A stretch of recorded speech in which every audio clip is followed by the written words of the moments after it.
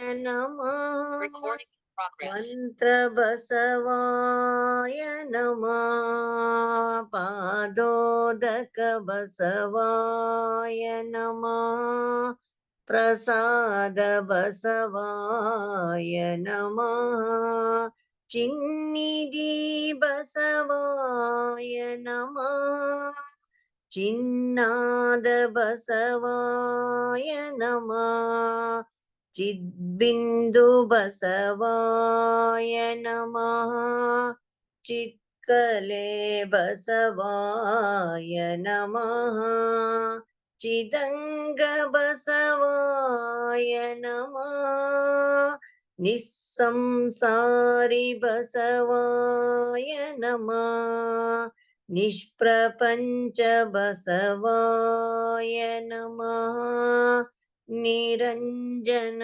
ಬಸವಾಯ ನಮಃ ನಿರ್ಗುಣ ಬಸವಾಯ ನಮಃ ನಿತ್ಯ ತೃಪ್ತ ಬಸವಾಯ ನಮಃ ಅಕಾರ ಬಸವಾಯ ನಮಃ ಓಕಾರ ಬಸವಾಯ ನಮಃ ಮಕಾರ ಬಸವಾಯ ನಮಃ ನಕಾರ ಬಸವಾಯ ನಮಃ ಮಕಾರ ಬಸವಾಯ ನಮಃ ಶ್ರೀಕಾರ ಬಸವಾಯ ನಮಃ ವಕಾರ ಬಸವಾಯ ನಮಃ ಯಕಾರ ಬಸವಾಯ ನಮಃ ಓಂಕಾರ ಬಸವಾಯ ನಮಃ ಈಂಕಾರ ಬಸವಾಯ ನಮಃ ಸಂಗಮೇಶ್ವರ ಬಸವಾಯ ನಮಃ ಪ್ರತ್ಯಕ್ಷ ಕಪಿಲ ಸಿದ್ಧ ಮಲ್ಲಿಕಾರ್ಜುನ ಬಸವಾಯ ನಮೋ ನಮಃ ಬಸವಾಯ ನಮೋ ನಮಃ ಬಸವಾಯ ನಮೋ ನಮಃ. ಸರ್ವರಿಗೂ ಶರಣ ಶರಣಾರ್ಥಿಗಳು. ಶಟಸ್ಥಲ ಮರ್ಮ.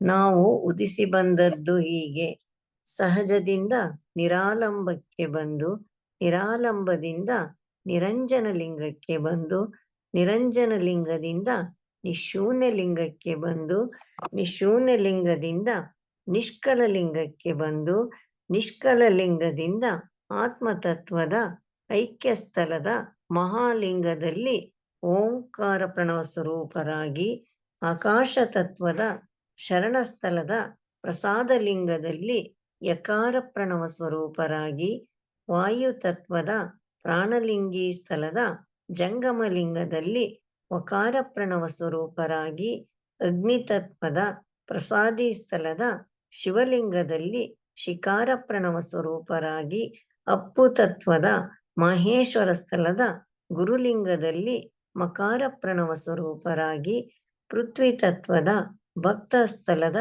ಆಚಾರಲಿಂಗದಲ್ಲಿ ನಕಾರ ಪ್ರಣವ ಸ್ವರೂಪರಾಗಿ, ಮಹಾಲಿಂಗದ ಆಣತೆ ವಿಡಿದು ಪವಿತ್ರವಾದ ತಂದೆ ತಾಯಿಗಳ ಚಿದ್ಗರ್ಭದಿಂದ ಉದಯಿಸಿ ಈ ಲಿಂಗಲೀಲಾ ಕ್ರಿಯಾಭೂಮಿಗೆ ಬಂದಿದ್ದೇವೆ.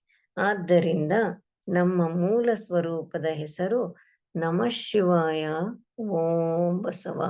ನಮಃ ಶಿವಾಯ ಓಂ ಬಸವ.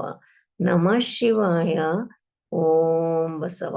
ಸರ್ವರಿಗೂ ಶರಣು ಶರಣಾರ್ಥಿಗಳು. ಎಲ್ಲ ಶರಣ ತಂದೆ ತಾಯಂದ್ರಿಗೂ ಶರಣು ಶರಣಾರ್ಥಿಗಳು. ಶರಣು ಶರಣಾರ್ಥಿವ.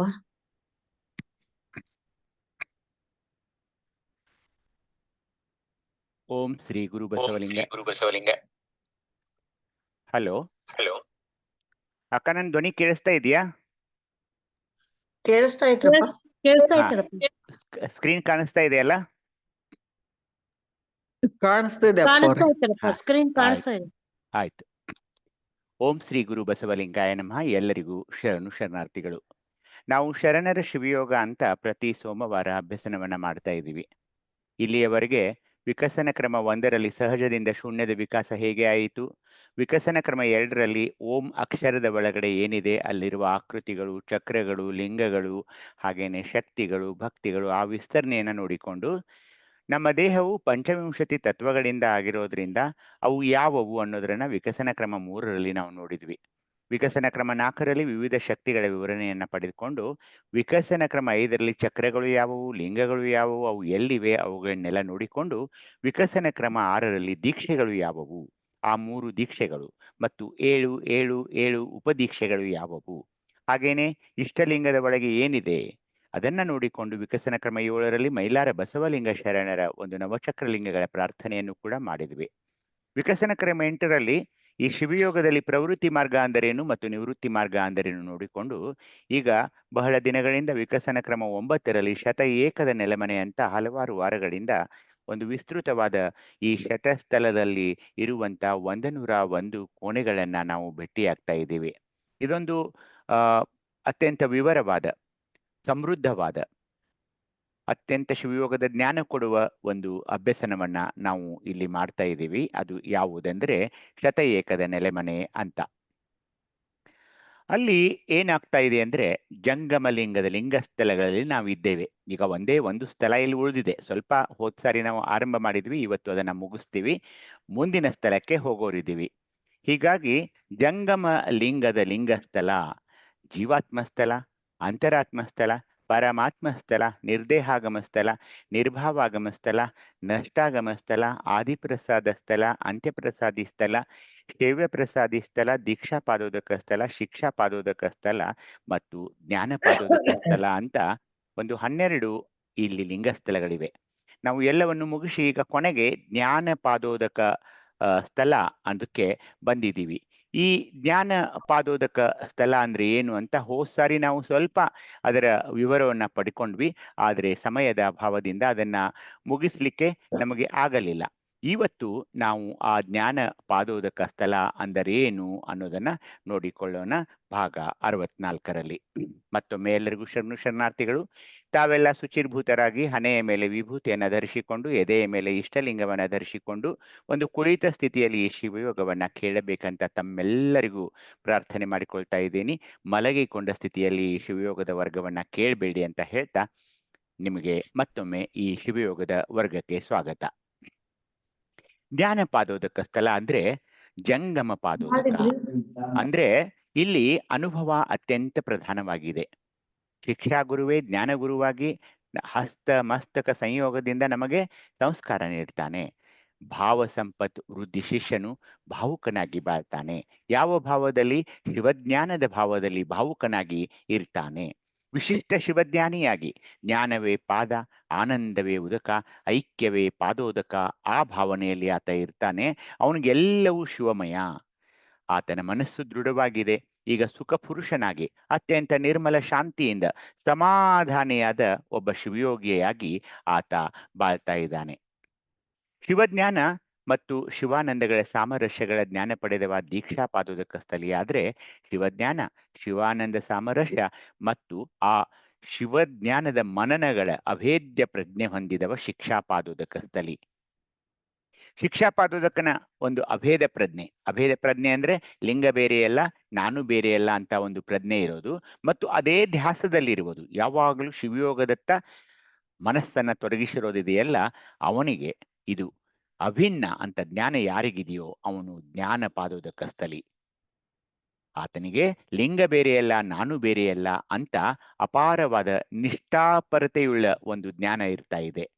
ಜ್ಞಾನ ಪಾದೋದಕ ಇಲ್ಲಿ 3 ಶಬ್ದ ಇದೆ: ಪಾದ, ಉದಕ ಮತ್ತು ಜ್ಞಾನ.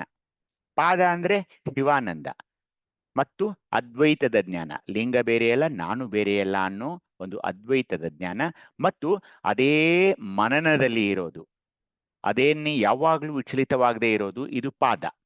ಉದಕ ಅಂದ್ರೆ ನಿಧಿಧ್ಯಾಸ, ಕೇವಲ ಶಿವಯೋಗದತ್ತ ಚಿತ್ತ. ಇಷ್ಟಲಿಂಗ ಪೂಜೆ ಮಾಡಿಕೊಳ್ಳೋದು, ಶಿವಯೋಗದಲ್ಲಿಯೇ ಇರೋದು. ಅನ್ಯ ಯಾವುದೇ ವಿಷಯಗಳತ್ತ, ಅನ್ಯ ಯಾವುದೇ ದೈವಗಳತ್ತ ಆತನ ಲಕ್ಷ್ಯ ಹರಿಯೋದಿಲ್ಲ. ಹಾಗೇನೆ ಜ್ಞಾನ, ಅದು ಯಾವುದು? ಶಿವಜ್ಞಾನ, ಮೇಲಿನ ಒಂದು ಅರಿವು ಮತ್ತು ಈ ನಿಧಿಧ್ಯಾಸಗಳು ಅಭಿನ್ನ. ಲಿಂಗ ಬೇರೆ ನಾನು ಬೇರೆ ಅಂತ ಈ ಅಭಿನ್ನ ನಾನು ಇಬ್ರು ಬೇರ್ಪಡಿಸಲಾಗದಷ್ಟು ಈಗ ಬೆರೆತು ಬಿಟ್ಟಿದ್ದೇವೆ ಅಂತ ಆ ಅಭಿನ್ನ ಪ್ರಜ್ಞೆಯಲ್ಲಿರೋದು ಇದೇ ಜ್ಞಾನಪಾದೋದಕ್ಕಾಗಿದೆ. ಹೀಗಾಗಿ ಏನಾಗುತ್ತೆ, ಜ್ಞಾನಪಾದೋದಕ ಸ್ಥಳಿಗೆ ಎಲ್ಲವೂ ಏನ್ ಕಾಣಿಸುತ್ತೋ, ಏನ್ ಕೇಳಿಸುತ್ತೋ, ಏನ್ ಅವ್ನ್ ಮಾಡ್ತಾನೋ ಅದು ಎಲ್ಲವೂ ಶಿವರೂಪವಾಗಿ ಕಾಣಿಸ್ತಾ ಇದೆ. ಹೀಗಾಗಿ ಆದಯ್ಯನವರ ಒಂದು ವಚನ ಬರ್ತಾ ಇದೆ, ಓದಿ ನೋಡೋಣ ಯಾರಾದ್ರೂ. ಓಂ ಶ್ರೀ ಗುರು ಬಸವಲಿಂಗಾಯ ನಮಃ. ಆದಯ್ಯರ ವಚನ.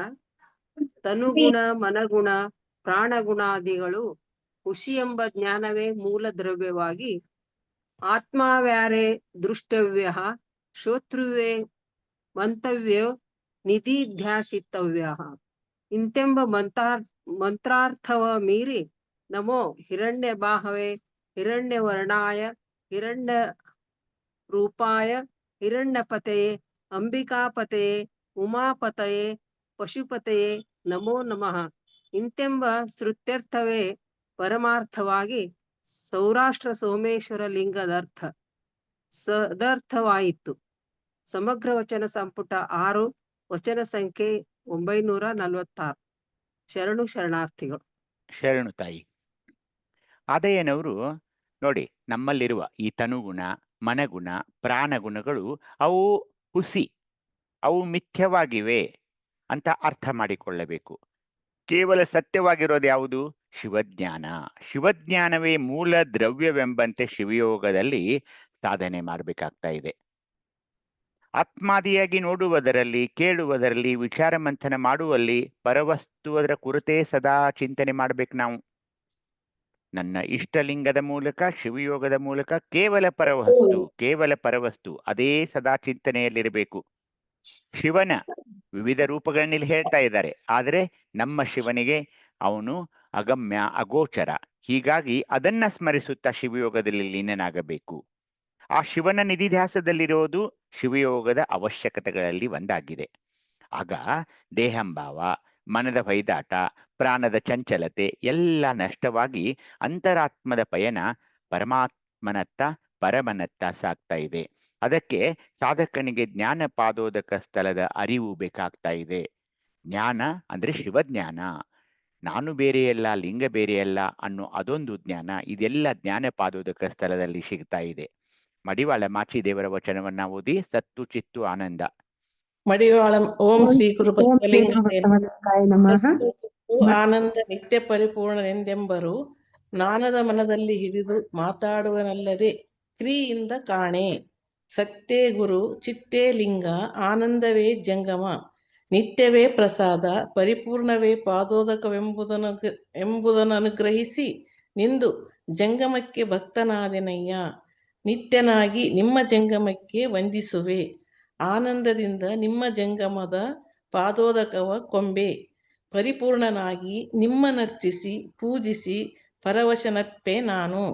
ಭಕ್ತಿ ಪ್ರಸಾದ, ಮುಕ್ತಿ ಪ್ರಸಾದ, ನಿತ್ಯ ಪ್ರಸಾದವ ನಿಮ್ಮ ಜಂಗಮದಲ್ಲಿ ವರವ ಪಡೆದು ಕಲಿದೇವರ ದೇವ ನಿಮ್ಮ ಶರಣ ಪ್ರಭುದೇವರ ಶ್ರೀಪಾದದಲ್ಲಿ ಮನಮಗ್ನನಾಗಿದ್ದೇನಯ್ಯ. ಸಮಗ್ರ ವಚನ ಸಂಪುಟ 8, ವಚನದ ಸಂಖ್ಯೆ 756. ಎಲ್ಲರಿಗೂ ಶರಣು ಶರಣಾರ್ಥಿಗಳು. ಅವಕಾಶಕ್ಕಾಗಿ ಧನ್ಯವಾದಗಳು. ಶರಣು ಶರಣಾರ್ಥಿಪ್ಪ. ಶರಣು ಅನ್ನಪೂರ್ಣಕ. ಮಡಿವಾಳ ಮಾಚಿದೇವರು ಏನ್ ಹೇಳ್ತಿದ್ದಾರೆ ಅಂದ್ರೆ, ಎಲ್ರೂ ಮಾತಿನಲ್ಲಿ ಹೇಳ್ತಾರೆ ಏನು?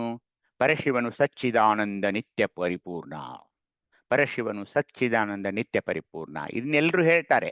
ಸತ್ತು ಚಿತ್ತು ಆನಂದ ನಿತ್ಯ ಪರಿಪೂರ್ಣ ಅಂತ ಹೇಳ್ತಾರೆ. ಆದ್ರೆ ನಾನು ಅದನ್ನೇ ಮನದಲ್ಲಿ ನೆಲೆಸಿ ಮಾತನಾಡುತ್ತೇನೆ ಹೊರತು ಕ್ರಿಯೆಯಲ್ಲಿ ಅದನ್ನು ಕಾಣೆನೆಂದು ಮಾಚಿ ತಂದೆಯವರು ನುಡಿತಾ ಇದ್ದಾರೆ. ಸತ್ತು ಅಂದ್ರೆ ಅವರ ಪ್ರಕಾರ ಗುರು, ಚಿತ್ತ ಲಿಂಗ, ಆನಂದವೇ ಜಂಗಮವಾಗಿ, ನಿತ್ಯವೇ ಪ್ರಸಾದವಾಗಿ, ಪರಿಪೂರ್ಣವೇ ಪಾದೋದಕವಾಗಿ ಪರಿಗಣಿಸಿ ಶರಣರು ಜಂಗಮಕ್ಕೆ ಭಕ್ತನಾಗಿ ಸೇವೆ ಮಾಡ್ತಾ ಇರ್ತಾರೆ. ನಿತ್ಯನಾಗಿ ಜಂಗಮಕ್ಕೆ ವಂದಿಸ್ತಾರೆ. ಆನಂದದಿಂದ ಆ ಜಂಗಮದಿಂದ ದೊರಕುವ ಪಾದೋದಕವನ್ನ ಸ್ವೀಕರಿಸ್ತಾರೆ. ಪರಿಪೂರ್ಣನಾಗಿ ಪರಮಾತ್ಮನನ್ನು ಅರ್ಚಿಸಿ ಪರವಶರಾಗ್ತಾರೆ. ಆ ಜಂಗಮ ಸೇವೆಯಲ್ಲಿ ವರವಾಗಿ ಲಭಿಸುವ ಭಕ್ತಿ ಪ್ರಸಾದ, ಮುಕ್ತಿ ಪ್ರಸಾದ, ನಿತ್ಯ ಪ್ರಸಾದವನ್ನ ಸ್ವೀಕರಿಸ್ತಾರೆ. ಇದನ್ನೆಲ್ಲ ಕರುಣಿಸಿದ ಪ್ರಭುದೇವರ ಶ್ರೀಪಾದಗಳಲ್ಲಿ ಕಲಿದೇವರ ದೇವ ನಿಮ್ಮ ಶರಣ ಪ್ರಭುದೇವರ ತ್ರಿಪಾದದಲ್ಲಿ ಮನಮಗ್ನನಾಗಿ ಅಂದ್ರೆ ಅಲ್ಲಿ ವಂದಿಸ್ತಾ ಇದ್ದಾರೆ ಅವ್ರಿಗೆ. ಹೀಗಾಗಿ ಬರೀ ಮಾತಿನಲ್ಲಿ ಸಚ್ಚಿದಾನಂದ ನಿತ್ಯ ಪರಿಪೂರ್ಣ ಅನ್ನೋಕ್ಕಿಂತ ಅವು ಏನು, ಅವುಗಳ ಅರ್ಥ ಏನು? ಸತ್ತೇ ಗುರು, ಚಿತ್ತೇ ಲಿಂಗ, ಆನಂದವೇ ಜಂಗಮ, ನಿತ್ಯವೇ ಪ್ರಸಾದ, ಪರಿಪೂರ್ಣವೇ ಪಾದೋದಕ ಅಂತೇನಿದೆಯಲ್ಲ, ಆ ಅರ್ಥವನ್ನು ಮಾಡಿಕೊಳ್ಬೇಕು.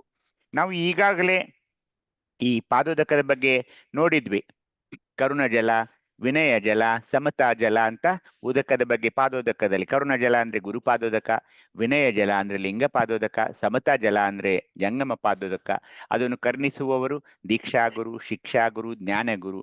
ಅಲ್ಲಿರುವ ರೂಪಗಳು ಸದ್ರೂಪ, ಚಿದ್ರೂಪ, ಆನಂದ ರೂಪ. ಇದು ಯಾಕೆ ಬೇಕು? ಇದು ಯಾಕೆ ಬೇಕೆ ಅಂದ್ರು ಕರ್ಮನಾಶ, ಸಂಚಿತ ಕರ್ಮನಾಶ, ಪ್ರಾರಬ್ಧ ಕರ್ಮನಾಶ, ಆಗಾಮಿ ಕರ್ಮನಾಶ. ಇವೆಲ್ಲ ಕರ್ಮನಾಶ ಈ ತ್ರಿವಿಧ ಉದಕಗಳಿಂದ, ತ್ರಿವಿಧ ಪಾದೋದಕಗಳಿಂದ ಅದು ಆಗ್ತಾ ಇದೆ ಅನ್ನೋದನ್ನ ನಾವು ನೋಡಿದ್ದೀವಿ. ಏಕೆಂದ್ರೆ ಇಲ್ಲಿ ಕರುಣಜಲ ಸಂಬಂಧಿತ ಪಾದೋದಕವೇ ಗುರುಪಾದೋದಕ ಅಂತ ತಮಗೆ ಗೊತ್ತಿದೆ. ಸರ್ವಾಧಾರ ತತ್ವವೇ ಈ ದೀಕ್ಷಾ ಪಾದೋದಕ ಸ್ಥಳದಲ್ಲಿ ದೀಕ್ಷಾಗುರು. ದೀಕ್ಷಾಗುರು ಜಾಗೃತನಾದರೆ ಆತನು ಸದ್ರೂಪ ಸಂಬಂಧಿಕನಾಗಿದ್ದರಿಂದ ಜೀವಿಯಲ್ಲಿ ನಾನು ಸದ್ರೂಪನೆಂಬ ಭಾವವು ದೃಢವಾಗುವುದು. ಆಗ ಆತನ ಎಲ್ಲಾ ಸಂಚಿತ ಕರ್ಮವೆಲ್ಲ ನಾಶವಾಗುವುದು. ಹಾಗೇನೆ ವಿನಯ ಜಲ ಸಂಬಂಧಿತ ಪಾದೋದಕವೇ ಲಿಂಗ ಪಾದೋದಕ. ಸರ್ವಾಂತರ್ಯಾಮಿ ದೇವನೇ ಈ ಶಿಕ್ಷಾ ಪಾದೋದಕ ಸ್ಥಳದಲ್ಲಿ ಶಿಕ್ಷಾಗುರು. ಶಿಕ್ಷಾಗುರು ಜಾಗೃತನಾಗಿ ಲಿಂಗ ಪ್ರಸಾದವನ್ನು ಇತ್ತರೆ ಆ ಗುರುವು ಚಿದ್ರೂಪ ಸಂಬಂಧಿಕನಾಗಿದ್ದರಿಂದ ನಾನು ಚಿದ್ರೂಪನೆಂಬ ಭಾವವು ಜೀವಿಯಲ್ಲಿ ದೃಢಗೊಳ್ಳುವುದು. ಆಗೇನಾಗ್ತಾ ಇದೆ? ಜೀವಿಯ ಪ್ರಾರಬ್ಧ ಕರ್ಮವೆಲ್ಲ ನಾಶವಾಗ್ತಾ ಇದೆ. ಸಮತಾ ಜಲ ಸಂಬಂಧಿತ ಪಾದೋದಕವೇ ಜಂಗಮ ಪಾದೋದಕ. ಸರ್ವನಿಯಾಮಕ ಈ ಪ್ರಭುವೇ ಈ ಜ್ಞಾನ ಪಾದೋದಕ ಸ್ಥಳದಲ್ಲಿ ಜ್ಞಾನಗುರುವಾಗಿದ್ದಾನೆ. ಜ್ಞಾನಗುರುವು ಜಾಗೃತನಾಗಿ ಜಂಗಮ ಪ್ರಸಾದವನ್ನಿತ್ತರೆ ಆ ಗುರುವು ಆನಂದ ರೂಪ ಸಂಬಂಧಿಕನಾಗಿದ್ದರಿಂದ ನಾನು ಆನಂದ ರೂಪವೆಂಬ ಭಾವವು ಜೀವಿಯಲ್ಲಿ ದೃಢಗೊಳ್ತಾ ಇದೆ. ಆದುದರಿಂದ ಆತನ ಎಲ್ಲಾ ಆಗಾಮಿ ಕರ್ಮಗಳು ಎಲ್ಲ ನಶಿಸಿ ಹೋಗ್ತಾ ಇವೆ. ಹೀಗಾಗಿ ಈ ಪಾದೋದಕದ ಮಹತ್ವ ಅಪಾರವಾಗಿದೆ. ಕರುಣ ಜಲ, ವಿನಯ ಜಲ, ಸಮತಾ ಜಲ. ಅದರ ಅರ್ಥ ಏನಂದ್ರೆ, ಒಂದು ಗುರುಪಾದೋದಕ, ಎರಡನೆಯದು ಲಿಂಗ ಪಾದೋದಕ, ಮತ್ತೊಂದು ಜಂಗಮ ಪಾದೋದಕ. ಅವನು ಯಾರು ಕರುಣಿಸ್ತಾರೆ? ದೀಕ್ಷಾಗುರು, ಶಿಕ್ಷಾಗುರು, ಜ್ಞಾನಗುರು. ಅದರಿಂದ ನಮ್ಮ ತ್ರಿಕರ್ಮಗಳು, ಸಂಚಿತ ಕರ್ಮ, ಪ್ರಾರಬ್ಧ ಕರ್ಮ, ಆಗಾಮಿ ಕರ್ಮಗಳು ನಾಶವಾಗ್ತಾ ಇವೆ ಅನ್ನೋದನ್ನ ಈ ವಚನ ಹೇಳ್ತಾ ಇದೆ. ಈ ಗುರುಗಳು ಯಾರು? ದೀಕ್ಷಾಗುರು, ಶಿಕ್ಷಾಗುರು, ಜ್ಞಾನಗುರು. ಇವರೆಲ್ಲ ಸರ್ವರ ಹೃದಯದಲ್ಲಿ ಮನೆ ಮಾಡಿಕೊಂಡಿರ್ತಾರೆ. ಜ್ಞಾನಪಾದೋದಕ ಸ್ಥಳಿಯು ಏನಾಗ್ತಾ ಇದೆ ಅಂದ್ರೆ ಸತ್ತು, ಚಿತ್ತು, ಆನಂದ, ನಿತ್ಯ, ಪರಿಪೂರ್ಣ ಪರವಸ್ತುವೇ ಗುರು, ಲಿಂಗ, ಜಂಗಮ ಪಾದೋದಕ ಪ್ರಸಾದವೆಂದು ಅರಿತುಕೊಂಡು ಆತನಲ್ಲಿ ಅವಧಾನ ಭಕ್ತಿ ಘಟಿಸಿ ಸತ್ಕ್ರಿಯೆ ಎಂಬ ಇಷ್ಟಲಿಂಗದ ಮೂಲಕ ಆತ ಶಿವನನ್ನ ಕೂಡ್ತಾನೆ. ಆತನಲ್ಲಿ ಆನಂದ, ನಿತ್ಯ, ಪರಿಪೂರ್ಣನೆಂಬ ಭಾವವು ಬಲಗೊಳ್ಳೋದ್ರಿಂದ ಆತನು ನಿತ್ಯ ಜಂಗಮಕ್ಕೆ ವಂದಿಸ್ತಾ ಇದ್ದಾನೆ. ಆನಂದದಿಂದ ಪಾದೋದಕ ಪಡಿತಾನೆ. ಪರಿಪೂರ್ಣನಾಗಿ ಆತನನ್ನ ಪೂಜಿಸಿ ಪರವಶನಾಗ್ತಾ ಇದ್ದಾನೆ. ಆ ಲಕ್ಷಣಗಳಿಗೆ ಸಂಬಂಧಿಸಿದ ಭಕ್ತಿ ಪ್ರಸಾದ, ಮುಕ್ತಿ ಪ್ರಸಾದ, ನಿತ್ಯ ಪ್ರಸಾದವನ್ನು ಆನಂದ ರೂಪಿ ಜಂಗಮನಲ್ಲಿ ಅರ್ಪಿಸಿ ವರವನ್ನ ಪಡಿತಾ ಇದ್ದಾನೆ. ಇಂತೂ ಸಚ್ಚಿದಾನಂದ ಸ್ವರೂಪನೇ ತಾನೆಂದು ಸಚ್ಚಿದಾನಂದ ಸ್ವರೂಪಗಳನ್ನೇ ಗುರುಲಿಂಗ ಜಂಗಮಗಳೆಂಬ ತ್ರಿವಿಧಗಳಿಂದ ಅರ್ಚಿಸಿ ಅವುಗಳಲ್ಲಿ ತನ್ನ ಮನವನ್ನ ದೃಢಗೊಳಿಸಿ ನೆಲೆಗೊಳಿಸಿ ಅವುಗಳಿಂದ ಜ್ಞಾನಪಾದೋದಕ ಪಡೆದು ಆತ ಜ್ಞಾನಪಾದೋದಕ ಸ್ಥಳಿ ಅನಿಸ್ತಾ ಇದ್ದಾನೆ. ಆತನು ನಿತ್ಯ ಕೃತಾರ್ಥನು. ಇದೆಲ್ಲ ಪಾದೋದಕದ ಮಹಿಮೆ ಮತ್ತು ಅದನ್ನು ಕರುಣಿಸಿದ ಜ್ಞಾನ ಗುರುವಿನ ಪ್ರತಿಭೆಯಾಗಿದೆ.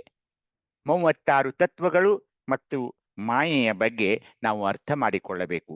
ಯಾವುವು 36 ತತ್ವಗಳು ಅಂದ್ರೆ ತಮಗೆಲ್ಲ ಗೊತ್ತಿದೆ. 5 ಪಂಚಮಹಾಭೂತಗಳು. ಯಾವುವು ಪಂಚಮಹಾಭೂತಗಳು? 5 ಯಾವುವು? ಪೃಥ್ವಿ, ಅಪ್ಪು, ತೇಜ, ವಾಯು, ಅಗ್ನಿ, ಆಕಾಶ. ಪಂಚ ಜ್ಞಾನೇಂದ್ರಿಯಗಳು? ಕಿವಿ, ಅಲ್ಲ, ಹಂಗ ಹೇಳ್ಬಾರ್ದು, ಕೆಳಗಿಂದ ಹೋಗ್ಬೇಕು. ನಾಸಿಕ, ಜಿವ್ವೆ, ನಾಸಿಕ, ಜಿವ್ವೆ, ಕಣ್ಣು, ಆಮೇಲೆ ತೊಕ್ಕು ಮತ್ತು ಕಿವಿ. ಹಾ. ಪಂಚಕರ್ಮೇಂದ್ರಿಯಗಳು? ಗುಹ, ಹೇಳಿ. ಗುದ, ಗುಹ್ಯ, ಪಾದ, ಪಾಣಿ, ವಾಣಿ. ತನ್ಮಾತ್ರೆಗಳು? ಸ್ಪರ್ಶ, ರೂಪ, ರಸ, ಗಂಧ. ಅಂತಃಕರಣಗಳು? ಸತ್ತು, ಚಿತ್ತು, ಆನಂದ, ನಿತ್ಯ. ಇಲ್ಲ, ಅಂತಃಕರಣಗಳು ಚಿತ್ತ, ಬುದ್ಧಿ, ಬುದ್ಧಿ, ಅಹಂಕಾರ, ಮನ, ಬುದ್ಧಿ, ಅಹಂಕಾರ. ಹಾ ಪೂಜಾರಿಗಳು ಯಾರು? 5 ಪೂಜಾರಿಗಳು ಯಾರು? ಬ್ರಹ್ಮ, ವಿಷ್ಣು, ಹೇಳಿ. ರುದ್ರ. ಬ್ರಹ್ಮ, ವಿಷ್ಣು, ರುದ್ರ, ಈಶ್ವರ, ಸದಾಶಿವ, ಈಶ್ವರ, ಮಹೇಶ್ವರ. ಮಹೇಶ್ವರ. ಮಹೇಶ್ವರ. ಮತ್ತು ಈಗೇನಾಗಿದೆ ಅಂದ್ರೆ ಇಲ್ಲಿ 6 ಇದು 6 31ನೆಯ ತತ್ವವಾಗಿ ಮಾಯೆ ಬರ್ತಾ ಇದೆ. ಈ ಮಾಯೆಗೂ ಕೂಡ ನಮ್ಮ ಶರಣರು ಕೆಲವೊಂದು ತತ್ವಗಳು ಅಥವಾ ವಿಧಗಳನ್ನು ಕೊಟ್ಟಿದ್ದಾರೆ. ಅವು ಹಾಗೇನೆ ಇದು 32 ಕಾಲ, 33 ನಿಯತಿ, 34 ಕಲಾ, 35 ವಿದ್ಯಾ, 36 ರಾಗ, ಹೀಗೆ ಒಟ್ಟು 36 ತತ್ವಗಳು ಬರ್ತಾ ಇವೆ. ಅದರಲ್ಲಿ ಮಾಯೆಯ ಬಗ್ಗೆನೂ ನಾವು ಅಭ್ಯಸನ ಮಾಡಬೇಕು. ಏಕೆಂದ್ರೆ ಮಾಯೆ ಏನು ಕಡಿಮೆ ಬಿಡೋಲ್ಲ. ಮಾಯಾವರಣ ಅನ್ನೋದು ಯಾರನ್ನೂ ಬಿಟ್ಟಿಲ್ಲ, ಎಂಥ ಋಷಿ ಮುನಿಗಳನ್ನು ಬಿಟ್ಟಿಲ್ಲ ಅವರು. ಮಾಯೆಯ 5 ವಿಧಗಳನ್ನ ನಾವು ಅರ್ಥ ಮಾಡ್ಕೊಳ್ಬೇಕು. ಒಂದು ತಮ. ಏನು ತಮ ಅಂದ್ರೆ ಏನು? ಸತ್ಯದಲ್ಲಿ ಅಸತ್ಯ. ಆತನಿಗೆ ಏನ್ ನೀವು ನಿಜವಾಗಿ ಹೇಳಿದ್ರು ಆತನಲ್ಲಿ ಅಸತ್ಯನೇ ಅವನು ನೋಡ್ತಾ ಇರ್ತಾನೆ. ಅವನಿಗೆ ಅಸತ್ಯವೇ ಅನ್ಸುತ್ತದೆ. ಹೀಗೆ ಮಾಡಬಾರ್ದಪ್ಪ, ಇದು ಒಳ್ಳೆಯದಲ್ಲ ಅಂದ್ರು ಏನ್ ಹೇಳ್ತೀರಿ ಬಿಡಿ ಅಂತ ಆ ಅಸತ್ಯ. ಜ್ಞಾನದಲ್ಲಿ ಅಜ್ಞಾನ. ಏನ್ ನೀವು ಶಿವಜ್ಞಾನವನ್ನ ಅವನ್ ಕೊಡೋಕ್ ಹೇಳಿ ಅವನಿಗೆ ಎಳ್ಳಷ್ಟು ಆತ ಆಸಕ್ತಿ ತೋರಲ್ಲ. ಎಷ್ಟೊಂದು ಆನಂದದಲ್ಲಿ ಇರ್ತಾನೆ, ಏನೂ ಕೊರತೆ ಇಲ್ಲ, ಆದ್ರೂ ದುಃಖದಲ್ಲಿಯೇ ಇರೋದು. ಏನ್ರಿ ನಮ್ಗೆ ಎಳ್ಳಷ್ಟು ಸುಖ ಇಲ್ಲ ಅನ್ನೋದು. ನಿತ್ಯದಲ್ಲಿ ಅನಿತ್ಯ, ಯಾವುದು ಪರಿಪೂರ್ಣನಲ್ಲಿ ಮಾಡೋದಿಲ್ಲ, ಪೂರ್ಣದಲ್ಲಿ ಅಪೂರ್ಣ ಹುಟ್ಟಿಸೋದು. ಅಂದ್ರೆ ಏನು? ಆತನು ಯಾವಾಗಲೂ ಒಂದು ಚಂಚಲ ಮನಸ್ಸಿನಿಂದ ದುಃಖದಲ್ಲಿಯೇ ಇರ್ತಾನೆ. ಅದೊಂದು ತಮೋಗುಣ. ಅದು ಮಾಯೆಯ ಒಂದು ಗುಣ. ಹಾಗೇನೆ ಮೋಹ, ದೇಹಾದಿ ಅನಾತ್ಮ ಪದಾರ್ಥಗಳಲ್ಲಿ ಅಹಂಕಾರ, ಮಮಕಾರ, ಅಭಿಮಾನ ಹುಟ್ಸ್ಕೊಳ್ಳೋದು. ನನ್ನ ಮಗ, ನನ್ನ ಹೆಂಡತಿ, ನನ್ನ ಕುಟುಂಬ, ಅದು ಇದು, ನನ್ನ ಆಸ್ತಿ, ನನ್ನ ಹೊಲ, ನನ್ನ ವಾಹನ, ಹೀಗೆ ಮೋಹ, ವಿಪರೀತ ಮೋಹ. ಅದಲ್ಲದೆ ಮಹಾಮೋಹ ಮುಂದಿನದು. ಮಹಾಮೋಹ ಅಂದ್ರೆ ಏನು? ಅದು ಅನುಕೂಲವಾದ ಪದಾರ್ಥ. ನನಗಿದ್ ಬೇಕಂದ್ರೆ ಬೇಕು, ನಾನದನ್ನ ಬಿಡೋಲ್ಲ, ನಾನದನ್ನ ಮಾಡಿಯೇ ತೀರೋನು, ಅದಕ್ಕಾಗಿ ನಾನು ಯಾರಾದ್ರೂ ಕೊಲೆನೂ ಮಾಡ್ತೀನಿ, ಯಾವ ಪಾಪಕೃತ್ಯವಾದ್ರೂ ಮಾಡ್ತೀನಿ, ಆದ್ರೆ ಆ ಆಶೆಯನ್ನ ನಾನು ಪಡೆದೇ ತೀರ್ತೀನಿ ಅಂತ ಮಹಾಮೋಹ ಅಂತ ಒಂದು ಮಾಯೆ ಇದೆ. ಹಾಗೇನೆ ತಮ್ಮಿಶ್ರ ಅಂತ ಒಂದು ಈ ಮಾಯೆಯ ಗುಣ. ಏನು? ಪ್ರತಿಕೂಲ ಪದಾರ್ಥಗಳಲ್ಲಿ ದ್ವೇಷ, ಅಸೂಯೆಗಳನ್ನ ಹುಟ್ಟಿಸೋದು. ಏನು? ಈಗ ಒಬ್ಳು ಸುಂದರ ಹೆಣ್ಣು ಮಗಳಿದ್ದಾಳೆ, ಅವಳಿಗೆ ನಾನು ಅವನ ಮೇಲೆ ಅತ್ಯಂತ ಮೋಹ ಆಗಿದೆ. ಅವಳ ಮೇಲೆ ನನಗೆ ಏನಾದ್ರೂ ಮಾಡಿ ನಾನು ಅವಳನ್ನ ಪಡೆದುಕೊಳ್ಳಬೇಕು. ಆದ್ರೆ ಅದು ಅಷ್ಟೊಂದು ಸುಲಭ ಅಲ್ಲ, ಅವರ ಕುಟುಂಬದವ್ರು ನನಗೆ ಕೊಡೋಲ್ಲ. ಅವಾಗ ಶುರು ನೋಡಿ, ಪ್ರತಿಕೂಲ ಪದಾರ್ಥ, ದ್ವೇಷ, ಅಸೂಯೆಗಳನ್ನ ಹುಟ್ಟಿಸೋದು. ಒಂದು ಹೊಲ ಬೇಕಾಗಿದೆ ನನಗೆ, ಆದ್ರೆ ಅವ್ರು ಮಾರೋಕ್ಕೂ ತಯಾರಿಲ್ಲ, ಆದ್ರೆ ನನಗೆ ಮಾತ್ರ ಬೇಕಾಗಿದೆ. ಅಲ್ಲೊಂದು ದೊಡ್ಡ ಅಪಾರ್ಟ್ಮೆಂಟ್ ಅನ್ನು ಕಟ್ಸ್ಬೇಕಾಗಿದೆ, ನಾನು ಏನಾದ್ರೂ ಮಾಡಿ ಅದನ್ನು ತಗೊಳ್ಬೇಕು. ಎಲ್ಲಿ ತನಕ ಅಂದ್ರೆ, ಈಗ ಯಾರು ಸದ್ಯಕ್ಕೆ ಅದ್ರ ಮಾಲೀಕರಿದಾರೋ ಅವ್ರನ್ನ ಕೊಲೆ ಮಾಡೋಕ್ ಸಹ ನಾನು ಹೇಸೋಲ್ಲ. ಅಷ್ಟೊಂದು ದ್ವೇಷ ತಮ್ಮಿಶ್ರ. ಹಾಗೇನೆ ಅಂಧತಾ ಮಿಶ್ರ ಅಂದ್ರೆ ಜೀವ ಹೋದರೂ ಅನಾತ್ಮ ಪದಾರ್ಥಗಳ ಮಮತೆ ಬಿಡದೇ ಇರೋದು. ಅಲ್ಲಪ್ಪ, ಇದು ಸಾಕಲ್ಲ, ಇನ್ನು ಬೇಡ. ಅನಾತ್ಮ ಪದಾರ್ಥಗಳು ಅಂದ್ರೆ ಈ ಲೌಕಿಕ ಜಗತ್ತಿನಲ್ಲಿ ಬರುವ ಅನೇಕ ಈ ಆಸ್ತಿ ಪಾಸ್ತಿಗಳು, ಅವುಗಳ ಮೇಲೆ ಅಪಾರವಾದ ಒಂದು ಮಮತೆ ಇಟ್ಕೊಂಡು ಬಿಡೋಕೆ ಸಾಧ್ಯವಿಲ್ಲ ಅನ್ನೋದು. ಅದಕ್ಕೆ ಅಂಧತಾ ಮಿಶ್ರ ಅಂತಂದ್ರು. ಹೀಗಾಗಿ ಮಾಯೆಯ 5 ವಿಧಗಳಿವೆ: ತಮ, ಮೋಹ, ಮಹಾಮೋಹ, ತಮ್ಮಿಶ್ರ ಮತ್ತು ಅಂಧತಾ ಮಿಶ್ರ ಅಂತ ಹೇಳಿ. ಹೀಗಾಗಿ ಚಂದಿಮರ್ಸರು ಇದರ ಬಗ್ಗೆ ಒಂದು ಸುಂದರ ವಚನಗಳನ್ನ ಹೇಳಿದ್ರು. ಓದಿ ನೋಡೋಣ. ಯತಿಗಳ ವ್ರತಿಗಳ.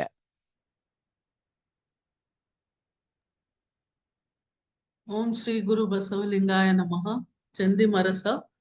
ಯತಿಗಳ ವ್ರತಿಗಳ ಧೃತಿಗೆಡಿಸಿತ್ತು ಮಾಯೆ, ಕಲಿಗಳ ಛಲಿಗಳ ಬಲುಹ ಮುರಿಯಿತ್ತು ಮಾಯೆ, ಹರಿ ಬ್ರಹ್ಮ ರುದ್ರಾದಿಗಳೆಲ್ಲರ ತರಕಟ ಕಾಡಿತ್ತು ಮಾಯೆ.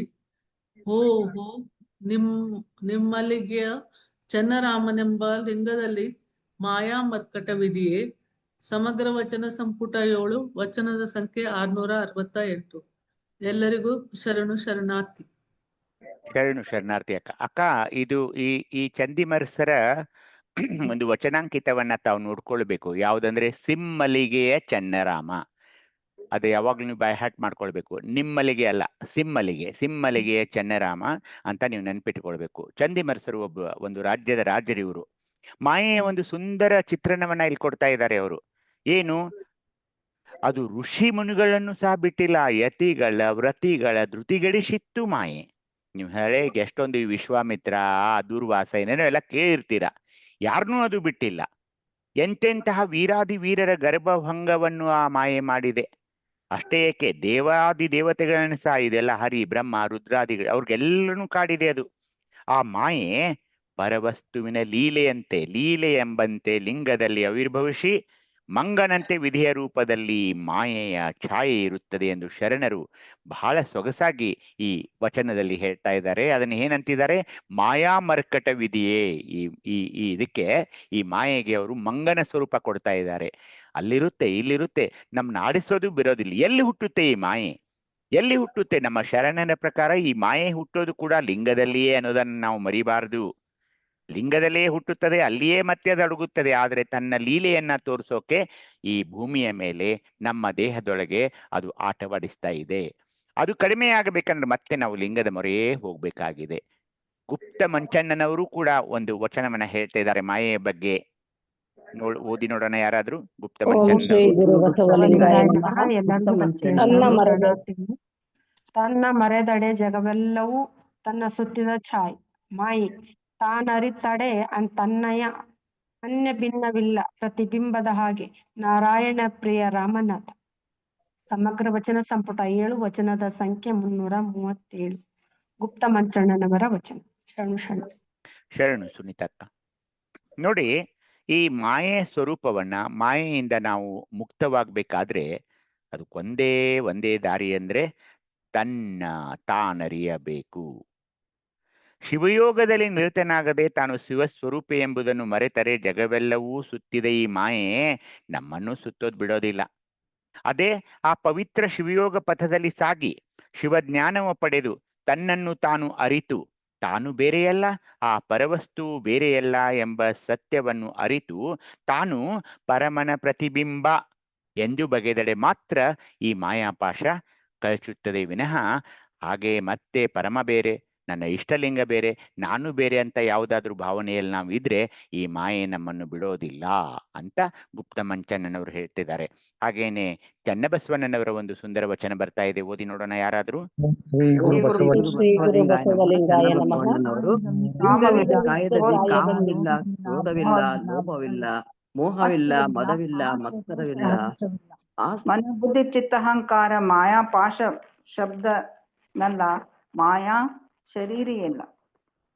ಕಾಮನೆ ಸಲಮ್ಮ ಮಾಯ ಕೈಗೈಯಲಮ್ಮದು.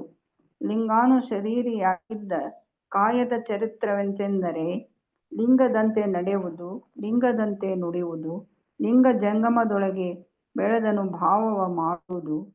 ಶ್ರೋತ್ರ, ನೇತ್ರ, ಘ್ರಾಣ, ಜಿಹ್ವೆ, ಸ್ಪರ್ಶನದಲ್ಲಿ ಲಿಂಗ ಸಮುಚ್ಚಯವಾಗಿ ಸನ್ನಿಹಿತ ಪ್ರಸಾದಿ. ಇದು ಕಾರಣ ಹೊನ್ನಿನಲ್ಲಿ ಹೆಣ್ಣಿನಲ್ಲಿ ಆಶ್ರಿತನಲ್ಲ. ಭಕ್ತಿ ಸಾರಾಯವಾಗಿ ಬಂದುದನೇ ಕೊಂಬನು, ಅನ್ಯ ಸಾರಾಯ ಲಿಂಗಾರ್ಪಿತಕ್ಕೆ ಸಲ್ಲದಾಗಿ. ಕೂಡಲ ಚನ್ನ ಸಂಗಮ ದೇವ ನಿಮ್ಮ ಶರಣ, ಭಕ್ತಿ ಸಾರಾಯ ನಿರ್ವಾಸಿಯಾಗಿರ್ಪನು.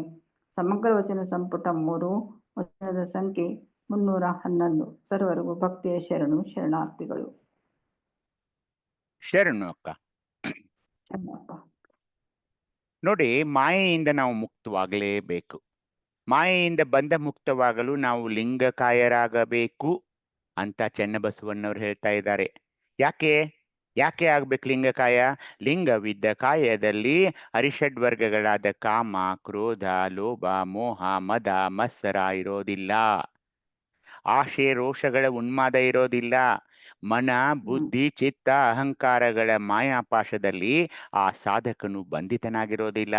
ಆತ ಈಗ ಕೇವಲ ಶಿವದೇಹಿಯಾಗಿರುತ್ತಾನೆ ವಿನಃ ಮಾಯಾ ಶರೀರಿಯಾಗಿರೋದಿಲ್ಲ. ಆತನಿಗೆ ಯಾವ ಕಾಮವೂ ಬಾಧಿಸದು. ಆತ ಮಾಯೆಗೆ ಮರಳಾಗೋದಿಲ್ಲ.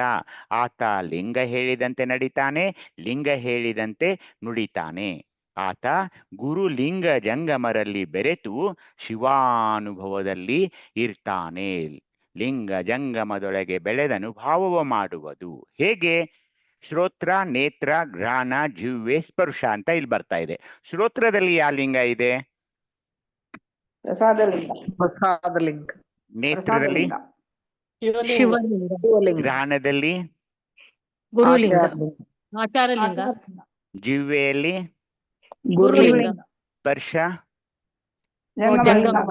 ಹಾ, ನೋಡಿ, ಈ ಲಿಂಗ ಸಮುಚ್ಚಯವಾಗಿ ಅಂದ್ರೆ ಇವು ನೋಡಿ, ಇವ 5 ಲಿಂಗ ತಾವೇನ್ ಹೇಳಿದ್ರಲ್ಲ ಅದ್ ಸದ್ಯಕ್ಕೆ ಲಿಂಗ ಸಮುಚ್ಚಯವಾಗಿ ಆತ ಸನ್ನಿಹಿತ ಪ್ರಸಾದಿಯಾಗಿರ್ತಾನೆ.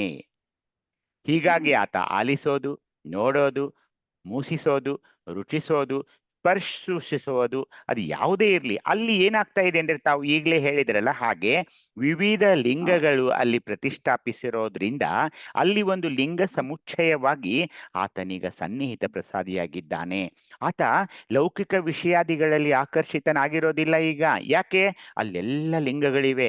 ಎಲ್ಲೆಲ್ಲಿ ಇವನ ಜ್ಞಾನೇಂದ್ರಿಯಗಳಿವೆ ಅಲ್ಲ, ಅಲ್ಲೆಲ್ಲ ಈಗ ಲಿಂಗಗಳು ಪ್ರತಿಷ್ಠಾಪಿಸಲ್ಪಟ್ಟಿವೆ. ಕೇವಲ ಶಿವಭಕ್ತಿಯಲ್ಲಿ ನಿರತನಾಗಿ ಶಿವನಿಂದ ಕರುಣಿಸಲ್ಪಟ್ಟಿದ್ದನ್ನ ಸ್ವೀಕರಿಸುತ್ತಾ ಆತ ಬಾಳ್ತಾ ಇರ್ತಾನೆ. ಅನ್ಯ ಬೆಲೆ ಬಾಳುವ ಯಾವುದೇ ಲೌಕಿಕ ವಸ್ತುಗಳು ಲಿಂಗಾರ್ಪಿತಕ್ಕೆ ಸಲ್ಲದೆಂಬ ಅರಿವು ಅವನಿಗಿದೆ. ಅದಕ್ಕೆ ನಾನು ಅದನ್ನ ಮಾಡ್ತೀನಿ, ಇದನ್ ಮಾಡ್ತೀನಿ, ಅಷ್ಟು ಕೋಟಿ ರೂಪಾಯಿ ಕೊಡ್ತೀನಿ, ಇಷ್ಟು ಬಂಗಾರ ಕೊಡ್ತೀನಿ, ಇದೆಲ್ಲ ನಡೆಯೋಲ್ಲ, ಇದೆಲ್ಲ ಇಲ್ಲ. ಲಿಂಗಾರ್ಪಿತಕ್ಕೆ ಸಲ್ಲದೆಂಬ ಅರಿವು ಅವನಿಗಿರ್ತಾ ಇದೆ. ಕೇವಲ ಯಾಕೆ ಹೇಳಿ? ಕೇವಲ ಪರಮನು ಭಕ್ತಿ ಸಾರಾಯ ನಿವಾಸಿಯಾಗಿದ್ದಾನೆ. ಆ ಶಬ್ದಗಳನ್ನ ನೋಡಿ. ನಿಮ್ಮ ಶರಣ ಭಕ್ತಿ ಸಾರಾಯ ನಿವಾಸಿಯಾಗಿರ್ಪನು. ಭಕ್ತಿಯನ್ನು ಮಾತ್ರ ಶರಣನಿಂದ ಆತ ಅಪೇಕ್ಷೆ ಮಾಡ್ತಾನೆ ಹೊರತಾಗಿ ಯಾವುದೇ ಸಂಪತ್ತಿರ್ಲಿಲ್ಲ. ಅವನು ನಿಮ್ಮಿಂದ ಏನೂ ಬಯಸೋಲ್ಲ. ಅವನಿಗೆ ಏನ್ ಬೇಕಾಗಿದೆ? ಕೇವಲ ಭಕ್ತಿ. ಆದ್ದರಿಂದ ಬೇರೆ ಧರ್ಮದಲ್ಲಿ ಬರೀ ಭಕ್ತಿ ಅಂದ್ರು. ನಮ್ಮಲ್ಲಿ ಎಷ್ಟೊಂದು ಭಕ್ತಿಗಳನ್ನ ಹೇಳಿದ್ರು. ಯಾರು ಹೇಳ್ತೀರಿ ಷಡ್ವಿಧ ಭಕ್ತಿಗಳು ಯಾವುವು?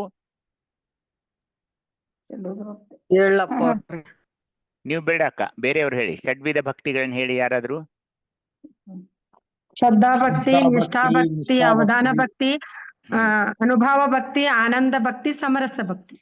ಅದಕ್ಕೆ ನಮ್ಮಲ್ಲಿ ಈ ಷಡ್ವಿಧ ಭಕ್ತಿಗಳನ್ನು ಯಾಕೆ ಕೊಟ್ರಂದ್ರೆ ಆತ ಅವನು ಈ ನಮ್ಮ ಭಕ್ತ ಅಥವಾ ಸಾಧಕ ಏನಿದಾನಲ್ಲ, ಅವನು ಈ ತರದ ಒಂದು ಭಕ್ತಿ ಸಾರಾಯ ಆದ ಆ ಪರಮನನ್ನ ಯಾವಾಗಲೂ ಭಕ್ತಿಯಿಂದ ಆರಾಧನೆ ಮಾಡ್ತಾನೆ ಹೊರತು ನಾನು ಅದನ್ನ ಕೊಡ್ತೀನಿ ಇದನ್ನ ಕೊಡ್ತೀನಿ ಅಂತ ಈ ತರದ ಯಾವುದೇ ಬೆಲೆ ಬಾಳ ವಸ್ತು ಕೊಡೋದು, ಸಂಪತ್ತು ಕೊಡೋದು, ನಾನು ಅಭಿಷೇಕ ಮಾಡಿಸ್ತೀನಿ, ನನಗೆ ನೀನು ಆಶೀರ್ವಾದ ಮಾಡು, ನಾನು ಅದನ್ನ ಮಾಡ್ತೀನಿ ಇದನ್ನ ಮಾಡು, ಈ ತರ ಯಾವುದೇ ಲೇವಾದೇವಿ ವ್ಯಾಪಾರ ಅಲ್ಲಿ ಇರೋದಿಲ್ಲ.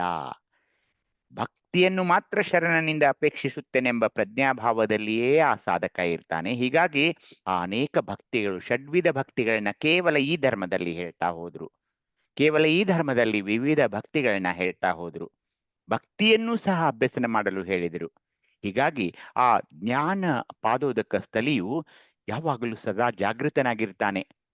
ಶಿವಚಿದಾಬ್ದಿಯಲ್ಲಿ ಸದಾ ಆತ ರಮಿಸ್ತಾ ಇರ್ತಾನೆ. ಶಿವಯೋಗದ ಮೂಲಕ ಆತನ ಆ ಮಾಯಾ ರಜನಿಯಲ್ಲ, ಮಾಯಾ ರಜನಿ ಅಂದ್ರೆ ಮಾಯಾ ಕತ್ತಲು ಎಲ್ಲ ಅಳಿದು ಹೋಗ್ತಾ ಇದೆ. ಆಗ ಆತ ಶಿವಯೋಗ ನಿದ್ರೆಯಲ್ಲಿ ನಿದ್ರಿಸ್ತಾ ಇದ್ದಾನೆ. ಅವಿದ್ಯೆ ಅಂತ ಏನಿದೆ ನೋಡಿ, ಅದು ಎಲ್ಲಾರ್ಗೂ ಇದೆ, ಅನಾದಿ ಕಾಲದಿಂದ ಇದೆ ಆ ಅವಿದ್ಯೆ. ಏನ್ ಅವಿದ್ಯೆ? ಇದೆಲ್ಲ ಏನು ಲೌಕಿಕ ಜಗತ್ತಿನ ಆಕರ್ಷಣೆಗಳು, ಆಶೆ, ಆಮಿಷ, ರಿಷಡ್ವರಗಳು, ಅಷ್ಟಮದಗಳು, ಇವೆಲ್ಲ ಸಪ್ತಮದಗಳು, ಇವೆಲ್ಲ ಏನಿದೆಯಲ್ಲ ನಮ್ಮಲ್ಲಿ, ಇವೆಲ್ಲ ಅನಾದಿ ಕಾಲದಿಂದ ಇರೋದನೆ.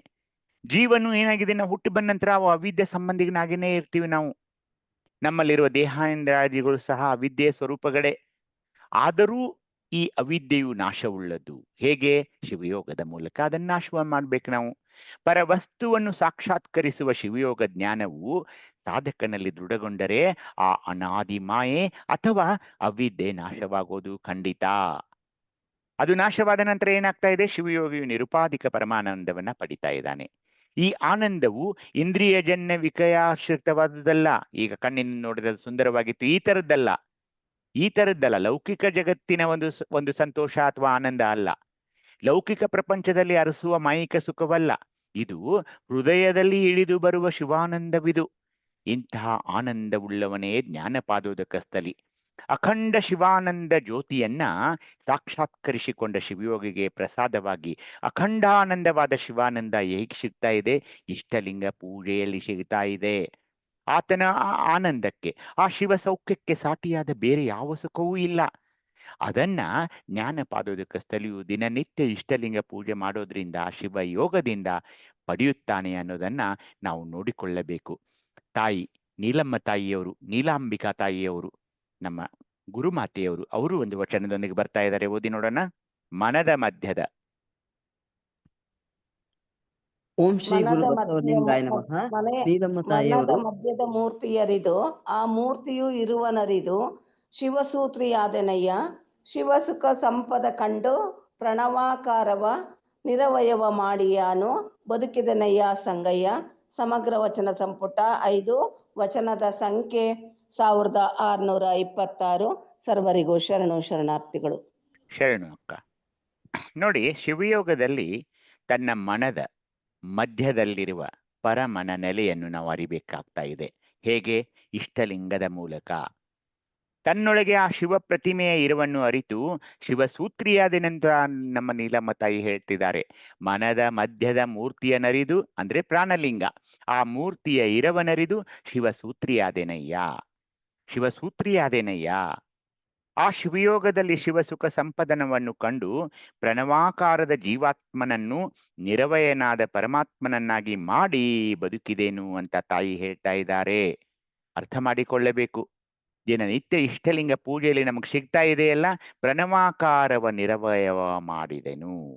ಪ್ರಣವಾಕಾರದಂದ್ರೆ ಅಂದ್ರೆ ಜೀವಾತ್ಮ, ಅವನನ್ನ ಪರಮಾತ್ಮನ ನಿರವಯವ ಮಾಡಿದೆ ಅಂದ್ರೆ ಪರಮಾತ್ಮನನ್ನು ಮಾಡ್ಬೇಕು ನಾವು. ಹಾಗೆ ಮಾಡಿ ನಾನು ಬದುಕಿದೆ ಅಂತ ನೀಲಮ್ಮ ತಾಯಿಯವರು ಹೇಳ್ತಾ ಇದ್ದಾರೆ. ಹಾಗೇನೆ ಶಿವಯೋಗಿನಿ ನಮ್ಮ ಗುರುಮಾತೆ ಅಕ್ಕ ಮಹಾದೇವಿಯವರು ಹೇಳ್ತಾ ಇದ್ದಾರೆ. ಓದಿ ನೋಡೋಣ. ಸಜ್ಜೆಯನು ಪುರುಷಿ. ಓಂ ಶ್ರೀ ಗುರು ಸಜ್ಜೆಯನ್ನುಪ್ಪರಿಸಿ ಬಸವಲಿಂಗಾಯ ಶಿವಲಿಂಗ ನಮಃ. ಅಕ್ಕ ಕರಸ್ಥಳಕ್ಕೆ ಮಹಾದೇವಿ ಬರಲು ತಾಯಿಯವರು ಪ್ರಜ್ವಲಿಸಿ ತೊಳಗಿ ಹೆಜ್ಜೆಯನ್ನುಪ್ಪರಿಸಿ ಬೆಳಗುತ್ತಿಹ ಶಿವಲಿಂಗ ಕಾಂತಿಯಳು ಕರಸ್ಥಳಕ್ಕೆ ಬರಲು ಪ್ರಜ್ವಲಿಸಿ ತೊಳಗಿ ತೊಳಗಿ ಬೆಳಗುತ್ತಿಹ ಕಾಂತಿಯೋಳು ಪ್ರಜ್ವಲಿಸಿ ದೃಷ್ಟಿ ನೆಟ್ಟು ಅಜ್ಜರಿಸಿ ಸುರಿವ ಅಶ್ರುಜಲ. ಶಿವಸುಖ ಸಾರಾಯನಲ್ಲಿ ಸಜ್ಜನ ಸತಿಯ ರತಿಯೊಡಗೂಡಿ ಲಜ್ಜೆಗೆಟ್ಟು ನಿಮ್ಮ ನೆರೆದೆನು ಚನ್ನಮಲ್ಲಿಕಾರ್ಜುನ. ಸಮಗ್ರ ವಚನ ಸಂಪುಟ 5 ವಚನದ ಸಂಖ್ಯೆ 403. ಶರಣು ಶರಣಾರ್ಥಿ. ಶರಣು ಶರಣು ನಾಗಲಾಂಬಿಕಾಕ. ಅಕ್ಕ ಮಹಾದೇವಿ ತಾಯಿಯವರು ಇಲ್ಲಿ ಏನ್ ಹೇಳ್ತಿದ್ದಾರೆ ಅಂದ್ರೆ, ನೀವು ಬೆಳಗ್ಗೆ ಸುಶೀರ್ಭೂತರಾಗಿ ಇಷ್ಟಲಿಂಗ ಪೂಜೆಗೆ ಆಸೀನರಾಗಿ ಇಷ್ಟಲಿಂಗ ಪೂಜೆಗೆ ಕುಳಿತಾಗ ಸಜ್ಜೆಯನ್ನುಪ್ಪರಿಸಿ ಅಂದ್ರೆ ಏನು? ಒಂದು ಮನೆಯನ್ನು, ಒಂದು ಚಾಪೆಯನ್ನು, ಒಂದು ಯಾವುದಾದ್ರೂ ಆಸನವನ್ನ ಹಾಕಿಕೊಂಡು ಅದರ ಮೇಲೆ ಇಷ್ಟಲಿಂಗ ಪೂಜೆಗೆ ತಾವು ಕುಳ್ಕೊಳ್ತೀರಾ. ಅದಕ್ಕೆ ಸಜ್ಜೆ ಅಂತಾರೆ. ಅಂದ್ರೆ ಇಟ್ ಇಸ್ ಸ್ಟೇಜ್. ಇಂಗ್ಲಿಷ್ ನಲ್ಲಿ ಹೇಳ್ಬೇಕಂದ್ರೆ ಸ್ಟೇಜ್.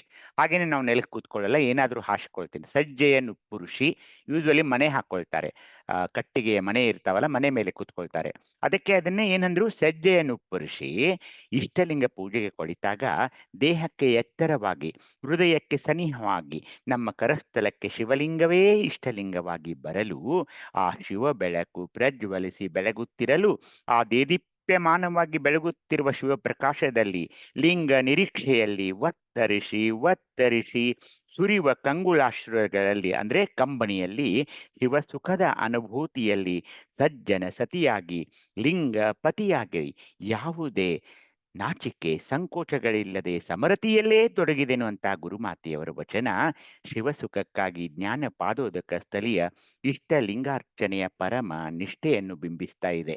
ಅದಕ್ಕೆ ನಾನು ಹೇಳ್ತೀನಿ ಮೇಲಿನ ಮೇಲೆ, ಎಷ್ಟೊಂದು ನಿನ್ನೊಳಗೆ ನನ್ನ ಪ್ರವೇಶ ನನ್ನೊಳಗೆ ನಿನ್ನ ಪ್ರವೇಶ ಅನ್ನೋವಾಗ ಎಷ್ಟೊಂದು ನಾವು ಅದು ಬೆರೆಯಬೇಕಂದ್ರೆ, ಎಷ್ಟೊಂದು ಒಳಗೆ ಹೋಗ್ಬೇಕಂದ್ರೆ, ಶಿವಸುಖವ ಸಾರಾಯನಲ್ಲಿ ಪ್ರಜ್ವಲಿಸಿ ದೃಷ್ಟಿ ನಟ್ಟು ವಜ್ಜರಿಸುವ ಅಶ್ರುಜಲ. ಒಮ್ಮೊಮ್ಮೆ ಕಣ್ಣಲ್ಲಿ ನೀರು ಬರೋ ತರ ಸಮರತಿಯಾಗಬೇಕು. ಅಷ್ಟೊಂದು ನಾವು ಆ ಇಷ್ಟಲಿಂಗ ಪೂಜೆಯಲ್ಲಿ ಮುಳುಗಬೇಕು ಅಂತ ಈ ಒಂದು ನಮ್ಮ ಎಲ್ಲಾ ಸ್ಥಳಗಳು ಯಾವುವು, ಈ ಸ್ಥಳದ ಎಲ್ಲಾ ಸ್ಥಳಗಳು ಮುಗಿತಾ ಇವೆ. ಈಗ ನಾವು ಮುಂದಿನ ಸ್ಥಳ ಯಾವುದು? ಯಾರು ಹೇಳ್ತೀರಾ? ಶರಣಸ್ಥಳ. ಹಾ, ಈಗ ನಾವು ಶರಣ ಸ್ಥಳಕ್ಕೆ ಹೋಗೋಣ.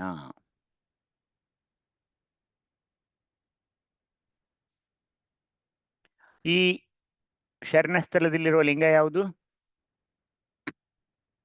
ಪ್ರಸಾದ ಲಿಂಗ. ಹಾ, ಇದ್ರ ಬಗ್ಗೆ ಸುಮ್ಮನೆ ಒಂದ್ ಸ್ವಲ್ಪ ಅಭ್ಯಸನ ಮಾಡೋಣ. ಪ್ರಸಾದ ಲಿಂಗ ಸ್ಥಳದ 24 ಸಕಿಲೆಗಳು. ಇಲ್ಲಿರುವ ಲಿಂಗ ಪ್ರಸಾದ ಲಿಂಗ, ಚಕ್ರ ವಿಶುದ್ಧಿ, ಸ್ಥಳ ಶರಣ ಸ್ಥಳ, ಇಲ್ಲಿರುವ ತನು ಆನಂದ ತನು, ಹಸ್ತ ಸುಜ್ಞಾನ, ಇಲ್ಲಿರುವ ಮುಖ ಶ್ರೋತ್ರ, ಭಕ್ತಿ ಆನಂದ, ಪದಾರ್ಥ ಶಬ್ದ, ನಮಗೆ ಅಲ್ಲಿ ಸಿಗೋ ಒಂದು ಪ್ರಸಾದ ಯಾವುದಂದ್ರೆ ಸುಶಬ್ದ, ಇಲ್ಲಿರುವ ಅಂಗ ಆಕಾಶ, ಪ್ರಣವ ಯಾವುದು ಇಲ್ಲಿದು, ಇದು ತಪ್ಪಾಗಿದೆ ಇಲ್ಲಿ ಕ್ಷಮಿಸಬೇಕು. ಇಲ್ಲಿರುವ ಪ್ರಣವಾಕಾರ ಯಾವುದು? ಯಕಾರ. ಯಕಾರ. ಹಾ, ಇಲ್ಲಿ ತಪ್ಪಾಗಿದೆ, ಅದೊಂದು ಕ್ಷಮಿಸಬೇಕು. ಆಕೃತಿ ದರ್ಪಣಾಕೃತಿ, ನಾದ ಪ್ರಣವ ಇವೆಲ್ಲ ಇದೆ. ಈ ಕಡೆದೇನು ಹೆಚ್ಚು ಅಷ್ಟೊಂದು ಏನು ಇದಿಲ್ಲ, ಅದೇನು ತಾವು ನೆನ್ಪಿಟ್ಕೊಳ್ಬೇಕಾಗಿಲ್ಲ. ಹೀಗಾಗಿ ಇಲ್ಲಿ ಅಂಗಸ್ಥಳಗಳು ಹಾಗೇನೆ ಲಿಂಗಸ್ಥಳಗಳು. ಅಂಗಸ್ಥಳಗಳು 4 ಲಿಂಗಸ್ಥಳಗಳು ಇಷ್ಟೊಂದಿವೆ ನೋಡಿ. ಶರಣಸ್ಥಳ, ತಾಮಸ ನಿರಸನ ಸ್ಥಳ, ನಿರ್ದೇಶ ಸ್ಥಳ, ಹಾಗೇನೆ ಶೀಲ ಸಂಪಾದನಾ ಸ್ಥಳ ಅಂತ ಇಲ್ಲಿ ಬರ್ತಾ ಇವೆ. ಈಗ ನಾವು ಮೊದಲನೆಯದು ಯಾವುದು, ಈ ಶರಣಸ್ಥಳ ಅನ್ನೋದನ್ನ ನಾವು ಇವತ್ತು ಅಭ್ಯಾಸನ ಮಾಡೋಣ. ಸ್ಕ್ರೀನ್ ಮೇಲೆ ಬರ್ತಾ ಇಲ್ಲ ಸರ್. ಬರ್ತಾ ಇಲ್ಲ? ಇಲ್ಲ, ಸ್ಕ್ರೀನ್ ಮೇಲೆ ಬರ್ತಾ ಇಲ್ಲ. ಇಲ್ರಪ್ಪ ಅವ್ರೆ, ಬರ್ತಾ ಇಲ್ಲ. ಹಾಗಾದ್ರೆ ನಾ ಮಾಡ್ತೀನಿ ತಾಳಿ.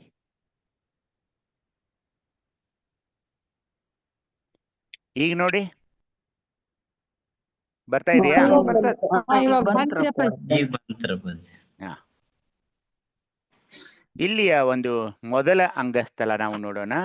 ಶರಣಸ್ಥಳ ಮೊದಲನೇದು 76ನೇ ಸ್ಥಳಕ್ಕೆ ಬಂದಿದೀವಿ ನೋಡಿ. ಇವಾಗ 75 ಮುಗಿಸಿ ಇವತ್ತು ಹೊಸ ಸ್ಥಳ ಶರಣಸ್ಥಳ, ವಿಶುದ್ಧಿ ಚಕ್ರ. ಇಲ್ಲಿಯ ಲಿಂಗ ಪ್ರಸಾದಿ ಲಿಂಗ, ಪ್ರಣವಕ್ಷರ ಯ. ಇಲ್ಲಿರುವ ಒಂದು ಸ್ಥಳದಲ್ಲಿ ಮೊದಲನೆಯದು ಅಂಗಸ್ಥಳ ಯಾವುದಂದ್ರೆ ಶರಣಸ್ಥಳ. ಅಂಗ ಲಿಂಗ ಸ್ಥಳ ಸಾಧಿಸಿದ ಪ್ರಾಣಲಿಂಗಿಗೆ ಜಂಗಮಲಿಂಗದ ಪ್ರಸಾದ ದೊರೆತಿದೆ. ಜಂಗಮಲಿಂಗದ ಪ್ರಸಾದ ಎಲ್ಲಿ ದೊರೆತಿದೆ ಆತನಿಗೆ? ಹೃದಯದಲ್ಲಿ. ಎಲ್ಲಿ? ಅದು ಯಾವ ಚಕ್ರ? ಯಾವ ಸ್ಥಳ? ಯಾವ ಸ್ಥಳ? ಆತನಿಗೆ ಈಗ ಅದು ಸಿಕ್ಕಿದೆ. ಜಂಗಮಲಿಂಗದ ಪ್ರಸಾದ ಆತನಿಗೆ ದೊರೆತಿದೆ. ಶರಣನ ಸಹಜ ಭಕ್ತಿಯ ಸಹಜ ನಿಲುವನ್ನ ಶರಣನೀಗ ಅನಾಯಾಸದಿಂದ ಆತನಲ್ಲಿ ಈಗ ಮನೆ ಮಾಡಿಕೊಂಡಿದೆ. ಅದು ತನಗೆ ತಾನೇ ಪ್ರಾಪ್ತವಾದ ದೇಹಾಗಾರವನ್ನ ಅನಾಯಾಸದಿಂದ ಶರಣ ಈಗ ತನ್ನ ಇಡೀ ದೇಹವನ್ನ ಶುದ್ಧಗೊಳಿಸಿದ್ದಾನೆ ಶಿವಯೋಗದ ಮೂಲಕ. ಸಹಜ ಭಕ್ತಿಯಿಂದ ನಿರಾಯಾಸದಿಂದ ಪರಮಸುಖಿಯಾಗಿದ್ದಾನೆ. ಈಗ ಏನಾಗ್ತಾ ಇದೆ ಹೇಳಿ ಅವನಿಗೆ? ನಾವು ಈಗ ಬಹಳ ದೂರ ಇಲ್ಲ, ಈಗ ಬ್ರಹ್ಮಚಕ್ರದಿಂದ ಇನ್ನೊಂದೇ ನಡುವೆ ಮಹಾಲಿಂಗ ಬರ್ತಾ ಇದೆ ಅಷ್ಟೇ. ಆದ್ರೆ ಈಗ ಸಮೀಪಕ್ಕೆ ಹೋಗ್ತಾ ಇರೋದ್ರಿಂದ ಅವನ ನೋಟಘನವಾಗಿದೆ, ಮಾಟಘನವಾಗಿದೆ, ಕೂಟಘನವಾಗಿದೆ. ಪರಮ ಆಗ್ತಾ ಇದ್ದಾನೆ ಆತ. ಪರಮಾತ್ಮನ ಒಂದು ಆಶೀರ್ವಾದ ಆಗ್ತಾ ಇದೆ. ಆತನು ಉದಕದಲ್ಲಿ ಉದಕರತ್ನ, ಸೂರ್ಯನು ಪ್ರತಿಬಿಂಬದಲ್ಲಿ ಫಲಿಸಿದಂತೆ ತೋರ್ತಾ ಇದ್ದಾನೆ. ಆತ ಬೇರೆಯಲ್ಲ, ಪರಮ ಬೇರೆಯಲ್ಲ ಅನ್ನೋ ಒಂದು ನಿಲುವು ಇಲ್ಲಿ ಬರ್ತಾ ಇದೆ. ಹೀಗಾಗಿ ತೋಂಟದ ಸಿದ್ಧಲಿಂಗ ಶಿವಯೋಗಿಗಳ ಒಂದು ವಚನವನ್ನ ಓದಿ ಯಾರಾದ್ರೂ ಭೃಂಗೀಶನ ಓದಿ ನೋಡೋಣ. ಭೃಂಗೀಶನ ನಿರಾಕಾರ ಪರವಸ್ತು ತಾನೆ. ಆಯ್ತು ಅಪ್ಪರೆ. ಶರಣಾರ್ಥಿ ಅಪ್ಪ. ಶರಣು. ಓಂ ಶ್ರೀ ಗುರು ಬಸವಲಿಂಗಾಯ ನಮಃ. ತೋಂಟದ ಸಿದ್ಧಲಿಂಗ ಶಿವಯೋಗಿಗಳು ವಚನ. ನಿರಾಕಾರ ಪರವಸ್ತು ತಾನೇ, ತನ್ನ ವಿನೋದಾರ್ಥ ಕಾರಣ ನಿಜಜ್ಞಾನವಾಗಿ ತೋರಿತ್ತು ನೋಡ. ಆ ಮಹಾಜ್ಞಾನ ಚಿತ್ತೆ ಅಂಗಸ್ಥಳ ಲಿಂಗಸ್ಥಳವೆಂದಾಯಿತ್ತು ನೋಡ. ಅಂಗವೇ ಶರಣ, ಲಿಂಗವೇ ಶಿವ. ಅಂಗಲಿಂಗದ ಸಂಘ ಸಮರಸ ತಾನೆಂಬಾತ, ಮಹಾಲಿಂಗ ಗುರು ಶಿವ ಸಿದ್ದೇಶ್ವರ ಪ್ರಭುವೇ. ಸಮಗ್ರ ವಚನ ಸಂಪುಟ 11, ವಚನದ ಸಂಖ್ಯೆ 453. ಸರ್ವರಿಗೂ ಶರಣಾರ್ಥಿಗಳು. ಶರಣಣ್ಣವರು ನೋಡಿ, ಅಂಗ ಮತ್ತು ಲಿಂಗ ಈ ಎರಡರ ಸಾಮರಸ್ಯ ಜ್ಞಾನದ ಅನುಭವ ಯಾರಿಗಿರುತ್ತೋ ಆತನಿಗೆ ಪ್ರಾಣಲಿಂಗಿ ಅಂತಾರೆ. ಅವನೇ ಪರಮನ ಸತಿ. ಸಾಮರಸ್ಯ ಜ್ಞಾನಕ್ಕೆ ಜ್ಞೇಯವಾದ ಪರಶಿವನೇ ಪತಿ.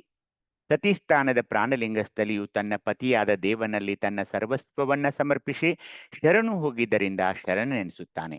ಅವನಿಗೆ ಸತಿ, ಪತಿ, ಸಾಮರಸ್ಯ, ಸೌಖ್ಯ ಎಲ್ಲ ಲಭಿಸಿದೆ. ಆ ಸುಖದಲ್ಲಿ ಅವನು ಸದಾ ರಮಿಸುತ್ತಾನೆ. ಆ ಶರಣನ ವರ್ಣನೆಯನ್ನ ಈ ವಚನದಲ್ಲಿ ಶಿವಯೋಗಿಗಳು ಮಾಡ್ತಾ ಇದ್ದಾರೆ. ನಿರಾಕಾರ ಪರವಸ್ತುವು ತನ್ನ ವಿನೋದ ಲೀಲೆಗಾಗಿ ನಿಜ ಅಥವಾ ಶಿವಜ್ಞಾನವಾಗಿ ತೋರ್ತಾ ಇದೆ. ಆ ಪರಮ ಶಿವಜ್ಞಾನವೆಂಬ ಚಿತ್ತುವೇ ಅಂಗಸ್ಥಳ ಮತ್ತು ಲಿಂಗಸ್ಥಳ ಅಂತ ಎರಡಾಗ್ತಾ ಇದೆ. ಅದು ತಮಗೆ ಗೊತ್ತು. ಅಲ್ಲಿ ಅಂಗವೇ ಶರಣನಾದರೆ ಲಿಂಗವೇ ಶಿವವಾಗಿರ್ತದೆ ಅಥವಾ ಪರಮನಾಗಿರ್ತಾನೆ. ಶಿವಯೋಗದಲ್ಲಿ ಆ ಅಂಗಲಿಂಗದ ಸಾಮರಸ್ಯತೆಯೇ ಗುರಿಯಾಗಿರುತ್ತದೆ. ಅದು ಶರಣನ ಪ್ರಥಮ ಆದ್ಯತೆ ಕೂಡ. ಅಂಗಲಿಂಗದ ಸಂಘ ಸಮರಸ. ಈ ಸಂಘ ಸಮರಸ ಅನ್ನೋದೊಂದು ಬಸವಣ್ಣನವರ ವಚನದಲ್ಲೂ ಬರ್ತಾ ಇದೆ. ಗೊತ್ತಾ ನಿಮಗೆ? ಪ್ರಣವಾರೂಢನು, ಯಾರಾದ್ರೂ ಗೊತ್ತಾ ಆ ವಚನ? ಪ್ರಣವಾರೂಢನು, ಪ್ರಣವ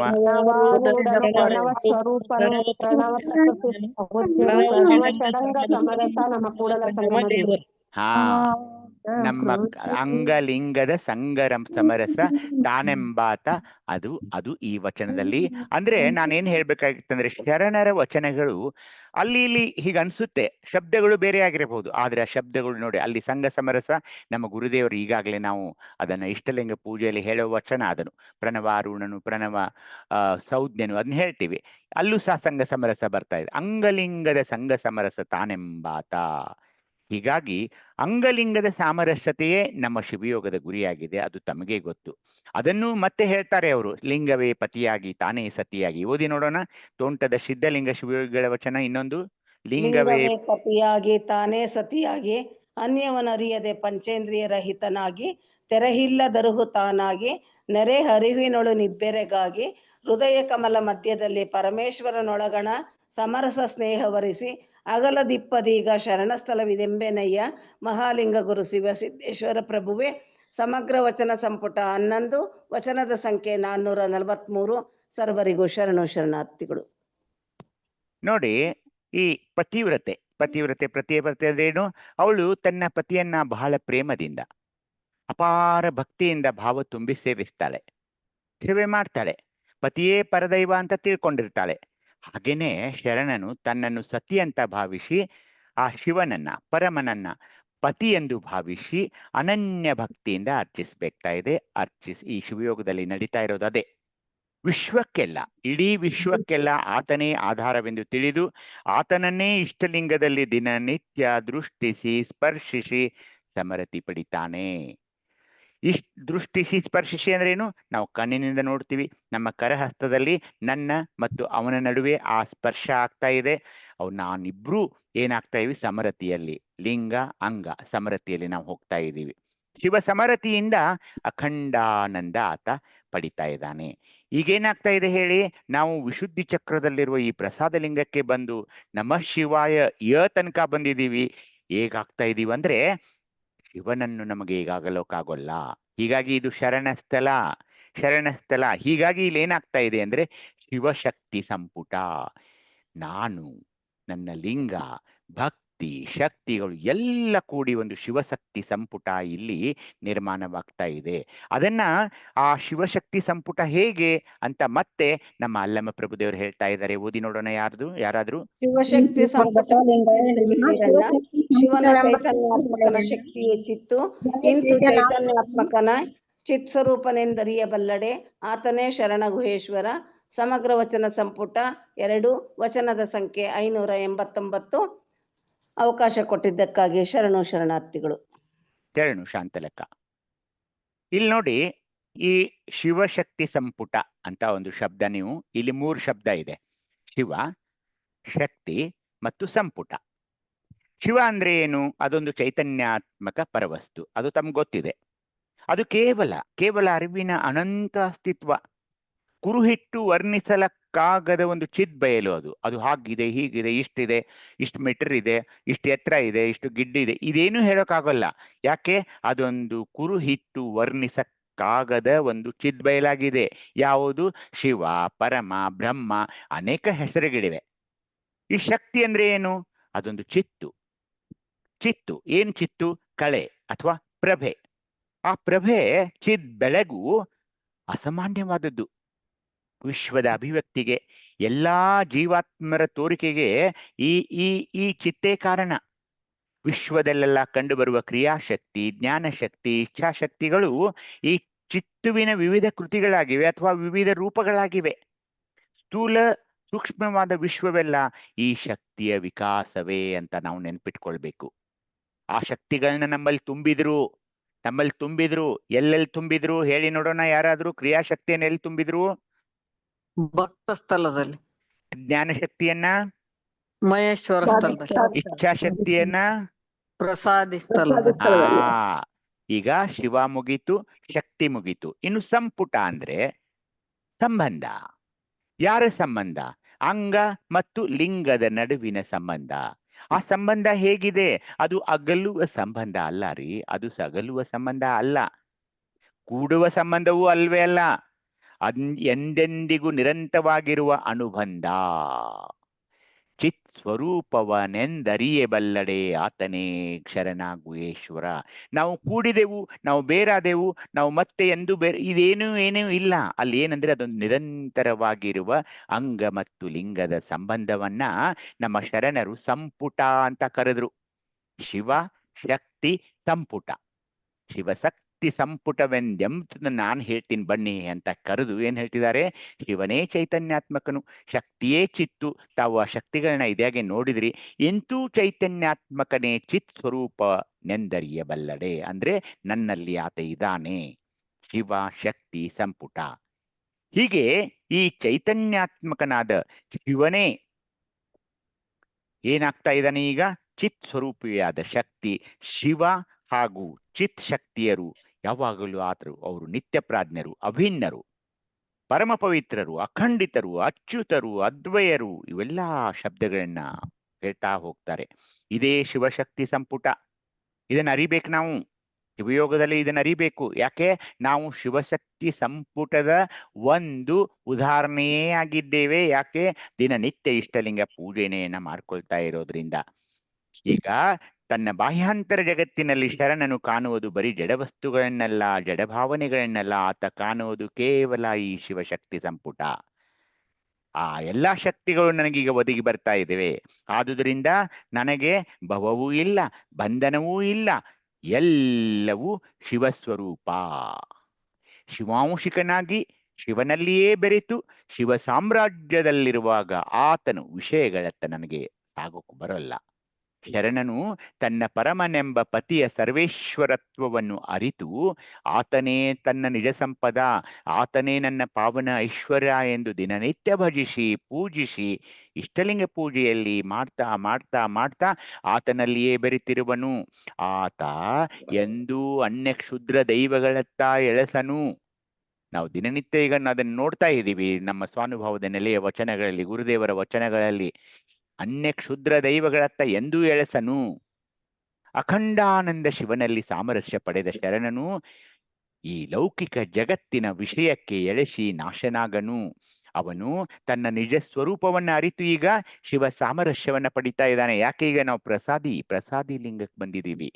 ಲೋಕದ ಸಿರಿ ಸಂಪತ್ತು ಆತನನ್ನ ಮೋಹಗೊಳಿಸಲಾರದು. ಬಂಡ್ರೋ ಇದನ್ನೆಲ್ಲ ಬಿಟ್ಟು ಬಿಡ್ರಿ, ನಿಮ್ ಇಷ್ಟಲಿಂಗ ಪೂಜೆ ಬೇಡ, ಅದು ಬೇಡ, ಇದು ಬೇಡ, ನಿಮ್ಮನ್ನೊಂದು ದೊಡ್ಡ ಮಟ್ಟಕ್ಕೆ ನಾವು ಅಧಿಪತಿ ಮಾಡ್ತೀವಿ, ನಿಮಗೊಂದು ದೊಡ್ಡ ದೇವಾಲಯವನ್ನ ನೀವನ್ನೇ ಅದನ್ನ ಮಾಲೀಕರನ್ನಾಗಿ ಮಾಡಿ ನೀವೇ ಅದನ್ನ ನಿಭಾಯಿಸ್ತಾ ಹೋಗಿ ಅಂದ್ರೂ ಕೂಡ ಯಾವುದೇ ಸಿರಿ ಸಂಪತ್ತು ನಮಗೆ ಕೊಟ್ಟರು ನಾವು ಅದಕ್ಕೆ ಬಲಿಯಾಗೋಲ್ಲ.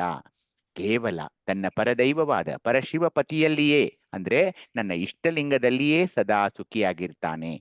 ಅವನ ವರ್ಣನೆ ಎಷ್ಟು ಸುಂದರವಾಗಿದೆ ಇಲ್ಲಿ ನೋಡಿ. ತೋಂಟದ ಸಿದ್ಧಲಿಂಗ ಶಿವಯೋಗಿಗಳ ವಚನದಲ್ಲಿ ಓದಿ ನೋಡೋಣ. ದೇಹಾದಿ ಗುಣವಿಲ್ಲದ. ಓಂ ಶ್ರೀ ಗುರುಬಸವಲಿಂಗಾಯ ನಮಃ.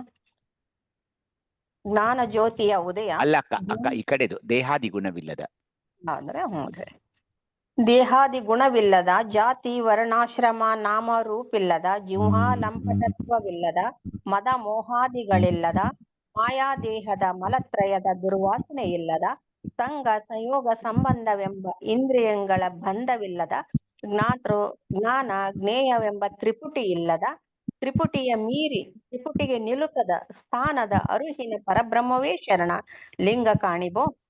ಮಹಾಲಿಂಗ ಗುರು ಶಿವಸಿದ್ದೇಶ್ವರ ಪ್ರಭುವಿನ ಶರಣರು ಅದ್ವೈತಾನಂದದಿಂದ ಸಂಪೂರ್ಣ ಕಾಣಿರು. ಸಮಗ್ರ ವಚನ ಸಂಪುಟ 11, ವಚನದ ಸಂಖ್ಯೆ 454. ಎಲ್ಲರಿಗೂ ಶರಣಾರ್ಥಿಗಳು. ಶರಣು ಅನ್ಪೂರ್ಣಕ. ಇಲ್ಲಿ ಏನಾಗ್ತಾ ಇದೆ ಅಂದ್ರೆ ಆ ಒಂದು ಪರವಸ್ತುವಿನ ಒಂದು ವರ್ಣನೆಯನ್ನ ಮಾಡ್ತಾ ಇದ್ದಾರೆ ಶಿವಯೋಗಿಗಳು. ಹೇಗಿದೆ? ದೇಹದ ಯಾವುದೇ ಗುಣಗಳೆಲ್ಲ ಆತನಲ್ಲಿ ಇಲ್ಲ. ಅವನಿಗೇನಾದ್ರೂ ಜಾತಿ ಇದೆಯೇ? ವರ್ಣ ಇದೆಯೇ? ಆಶ್ರಮ ಇದೆಯೇ? ನಾಮ ಇದೆಯೇ? ರೂಪ ಇದೆಯೇ? ಏನೂ ಇಲ್ಲ. ನಾಲಿಗೆಯ ರುಚಿಗೆ ಬಲಿಯಾಗಲ್ಲ ಆತ. ಮದ ಮೋಹಾದಿಗಳ ಆತನಲ್ಲಿಲ್ಲ. ಮಾಯಾದೇಹದ ತ್ರಿಮಲಗಳ ದುರ್ವಾಸನೆಯೂ ಇಲ್ಲ. ಇಂದ್ರಿಯಗಳಿಂದಾಗುವ ಸಂಘ ಸಂಯೋಗ ಸಂಬಂಧಗಳ ಬಂಧವಿಲ್ಲದೆ ಇರ್ತಾನೆ ಆತ. ಹಾಗೇನೆ ಈ ಜ್ಞಾತ್ರ, ಜ್ಞಾನ, ಜ್ಞೇಯ ಅಂದ್ರೆ ಕಲಿಯೋದು, ಕಲಿಸೋನು, ಕಲಿಯುವ ವಿಷಯ, ಇವ್ಯಾವುದೇ ತ್ರಿಪುಟಿ ಕೂಡ ಅವನಲ್ಲಿಲ್ಲ. ಆ ತ್ರಿಪುಟಿಗೆ ಮೀರಿ ತ್ರಿಪುಟಿಗೆ ನಿಲುಕದ ಸ್ಥಾನದಲ್ಲಿರುವ ಅರುಹಿನ ಪರವಸ್ತುವೇ ಈ ಶರಣಲಿಂಗ ಅಥವಾ ನಮ್ಮ ಕರಹಸ್ತದಲ್ಲಿರುವ ಇಷ್ಟಲಿಂಗವಾಗಿದೆ. ಆ ಲಿಂಗದಲ್ಲಿ ಶರಣನು ಅದ್ವೈತ ಆನಂದದಿಂದ, ಅಂದ್ರೆ ಏನು, ನಾನು ಬೇರೆಯಲ್ಲ ಅದು ಬೇರೆಯಲ್ಲ, ಆ ಅದ್ವೈತ ಆನಂದದಿಂದ ಸಂಪೂರ್ಣನಾಗಿ ಇರ್ತಾನೆ ಅಂತ. ಆ ಹೇಗಿದ್ದಾನೆ ಆ ಪರವಸ್ತು, ಆತನಿಗೆ ದೇಹಾದಿ ಗುಣಗಳಿಲ್ಲ, ಜಾತಿ ವರ್ಣಾಶ್ರಮ ಇಲ್ಲ, ನಾಮರೂಪ ಇಲ್ಲ, ಹೀಗೆ ಈ ಸುಂದರವಾದ ವಚನ, ಆತನಿಗೆ ಏನೂ ಇಲ್ಲ ಅನ್ನೋದು ಶಿವಯೋಗಿಗಳು ಹೇಳ್ತಾ ಇದ್ದಾರೆ. ಇನ್ನೊಂದು ವಚನದಲ್ಲೂ ಅವ್ರು ಹೇಳ್ತಿದ್ದಾರೆ, ಜ್ಞಾನ ಜ್ಯೋತಿಯ ಉದಯ. ಓದಿ ನೋಡೋಣ ಯಾರಾದರೂ. ಜ್ಞಾನ ಜ್ಯೋತಿಯ ಉದಯ ಭಾನುಕೋಟಿಯರ ಬೆಳಗು ನೋಡ, ತನುತ್ರಯ ಜೀವತ್ರಯ ಅವಸ್ಥಾನ ತ್ರಯಾದಿಯಾದ ಎಲ್ಲ ತೋರಿಕೆಗೆ ನೊಳಗೊಂಡು ಜ್ಯೋತಿ ಕರ್ಪೂರವನ್ನು ನೆರೆದಂತಿದೆ ನೋಡ. ಷಡಾಧಾರಂಗಗಳಲ್ಲಿ ತೊಳಗಿ ಬೆಳಗಿ ಬ್ರಹ್ಮರಂಧ್ರದಲ್ಲಿ ವಿಶ್ರಾಂತಿಯ ನೈದಿದ ಅಖಂಡ ಜ್ಞಾನ ಜ್ಯೋತಿ ನೋಡ. ಆ ಮಹಾಪ್ರಕಾಶದ ಬೆಳಗಿನೊಳಗೆ ಮಹವ ಕಂಡು ಮಹಕ್ಕೆ ಮಹ ಪರಕ್ಕೆ ಪರವಾಗಿ ಎನ್ನಿಂದನ್ಯವಾಗಿ ಮತ್ತೊಂದು ಪರವಿಲ್ಲದ ನಾನೇ ಪರವಸ್ತುವನಾಗಿದ್ದನ್ನು ಕಾಣ. ಮಹಾಲಿಂಗ ಗುರು ಶಿವಸಿದ್ದೇಶ್ವರ ಪ್ರಭುವೆ. ವಚನ ಸಂಪುಟ 11, ವಚನದ ಸಂಖ್ಯೆ 493. ಅವಕಾಶ ಕೊಟ್ಟಿದ್ದಕ್ಕಾಗಿ ಸರ್ವರಿಗೂ ಶರಣಾರ್ಥಿಗಳು. ಶರಣು ಅಕ್ಕ. ನೋಡಿ, ತಮಗೆಲ್ಲ ಗೊತ್ತಿದೆ ಏನು, ಈಗ ಕತ್ಲೆ ಇರ್ತಾ ಇದೆ ಅಂತ. ಅಂಧಕಾರವು ಆವರಿಸಿದಾಗ ವಸ್ತುಗಳೇನು ಕಾಣೋದೇ ಇಲ್ಲ, ಎಲ್ಲ ಕತ್ಲದಲ್ಲಿ ಏನು ಕಾಣೋಲ್ಲ. ಆಗ ಏನ್ ಮಾಡ್ತೀವಿ ನಾವು ಕತ್ತಲಲ್ಲಿ? ನಮ್ಗೇನೋ ಒಂದು, ಆ ಮೂಲೆಯಲ್ಲಿ ನಾನು ಇದನ್ನಿಟ್ಟಿದ್ದೆ, ಅಲ್ಲಿ ಒಂದು ಕುರ್ಚಿ ಇದೆ, ಈ ಕಡೆ ಅಂದ್ರೆ ನಮ್ಮ ಭಾವನೆಗಳು, ನಾನು ಬೆಳಕಿನಲ್ಲಿ ನೋಡಿರೋದು ಆ ವಸ್ತು ಅಲ್ಲಿಯೇ ಇರುತ್ತೆ ಅಂತ, ಹೀಗೆ ಏನೇನೋ ಭ್ರಮಿಷ್ಠನಾಗೂ ಅನ್ಬಹುದು. ಆ ಕುರ್ಚಿಯಲ್ಲಿ ಇದೆಯೋ ಇಲ್ವೋ ನಮ್ಗೆ ಗೊತ್ತಿಲ್ಲ, ಆದ್ರೆ ನಾವು ಭ್ರಮೆಯಲ್ಲಿರ್ತೀವಿ. ಅಹಂಕಾರ, ಮಮಕಾರ ರೂಪ, ಆ ಅಜ್ಞಾನ. ಸ್ವಲ್ಪ ಮ್ಯೂಟ್ ಮಾಡ್ಕೊಳ್ಳಿ ಬೇರೆಯವರು. ಪಂಚಾಕ್ಷರಿ ಹಿರೇಮಠನ ಸ್ವಲ್ಪ ಮ್ಯೂಟ್ ಮಾಡ್ಕೊಳ್ಳಿ. ಪಂಚಾಕ್ಷರಿ ಹಿರೇಮಠನ ಮ್ಯೂಟ್ ಮಾಡ್ಕೊಳ್ಳಿ.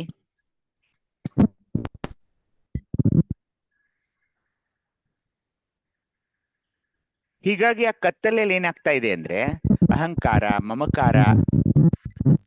ಪಂಚಾಕ್ಷರಿ ಹಿರೇಮಠ್ ಸ್ವಲ್ಪ ಮ್ಯೂಟ್ ಮಾಡ್ಕೊಳ್ಳಿ. ಪಂಚಾಕ್ಷರಿ ಹಿರೇಮಠ್ ಅಣ್ಣವ್ರೆ ಸ್ವಲ್ಪ ಮ್ಯೂಟ್ ಮಾಡ್ಕೊಳ್ಳಪ್ಪ. ಅಹಂಕಾರ, ಮಮಕಾರ ರೂಪದ ಆ ಅಜ್ಞಾನ ಆವರಿಸಿದಾಗ, ಆ ಕತ್ತಲೆ ಆವರಿಸಿದಾಗ ಒಮ್ಮೆ ಏನಾಗುತ್ತೆ ಗೊತ್ತಾ? ಜೀವನು ತಾನು ಏನ್ ಮಾಡ್ತಾ ಇದೆ ಅನ್ನೋದೇನೇ ಗೊತ್ತಾಗೋಲ್ಲ ಆತಗೆ. ಇಲ್ಲದ ವಸ್ತುಗಳನ್ನ ಹುಡುಕಿ ಆತ ಬಳಲ್ತಾನೆ, ತನ್ನ ನಿಜವನ್ನ ಮರೆತು ತೊಳಲ್ತಾನೆ. ಕೊನೆಗೆ ಗತಿಗಾನದೆ ದಿಕ್ಕು ತೋಚದೆ ಕಂಗೆಡ್ತಾನೆ.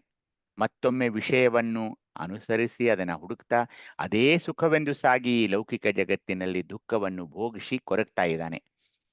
ಇದು ಬಹು ದುಃಖದಾಯಕವಾದ ಸಂಸಾರದ ಮಹಾ ಅಂಧಕಾರಕ್ಕೆ ಚೈತನ್ಯ ಪರಶಿವನು ಮಹಾ ಸೂರ್ಯನಂತಿದ್ದಾನೆ.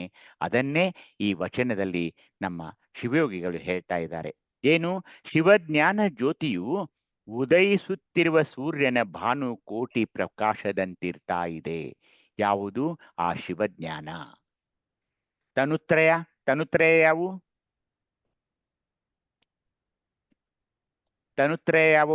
ಸ್ಥೂಲ ಸೂಕ್ಷ್ಮ ಕಾರಣ. ಈ ತನುತ್ರಯಗಳು ಸ್ಥೂಲ ಸೂಕ್ಷ್ಮ ಕಾರಣ.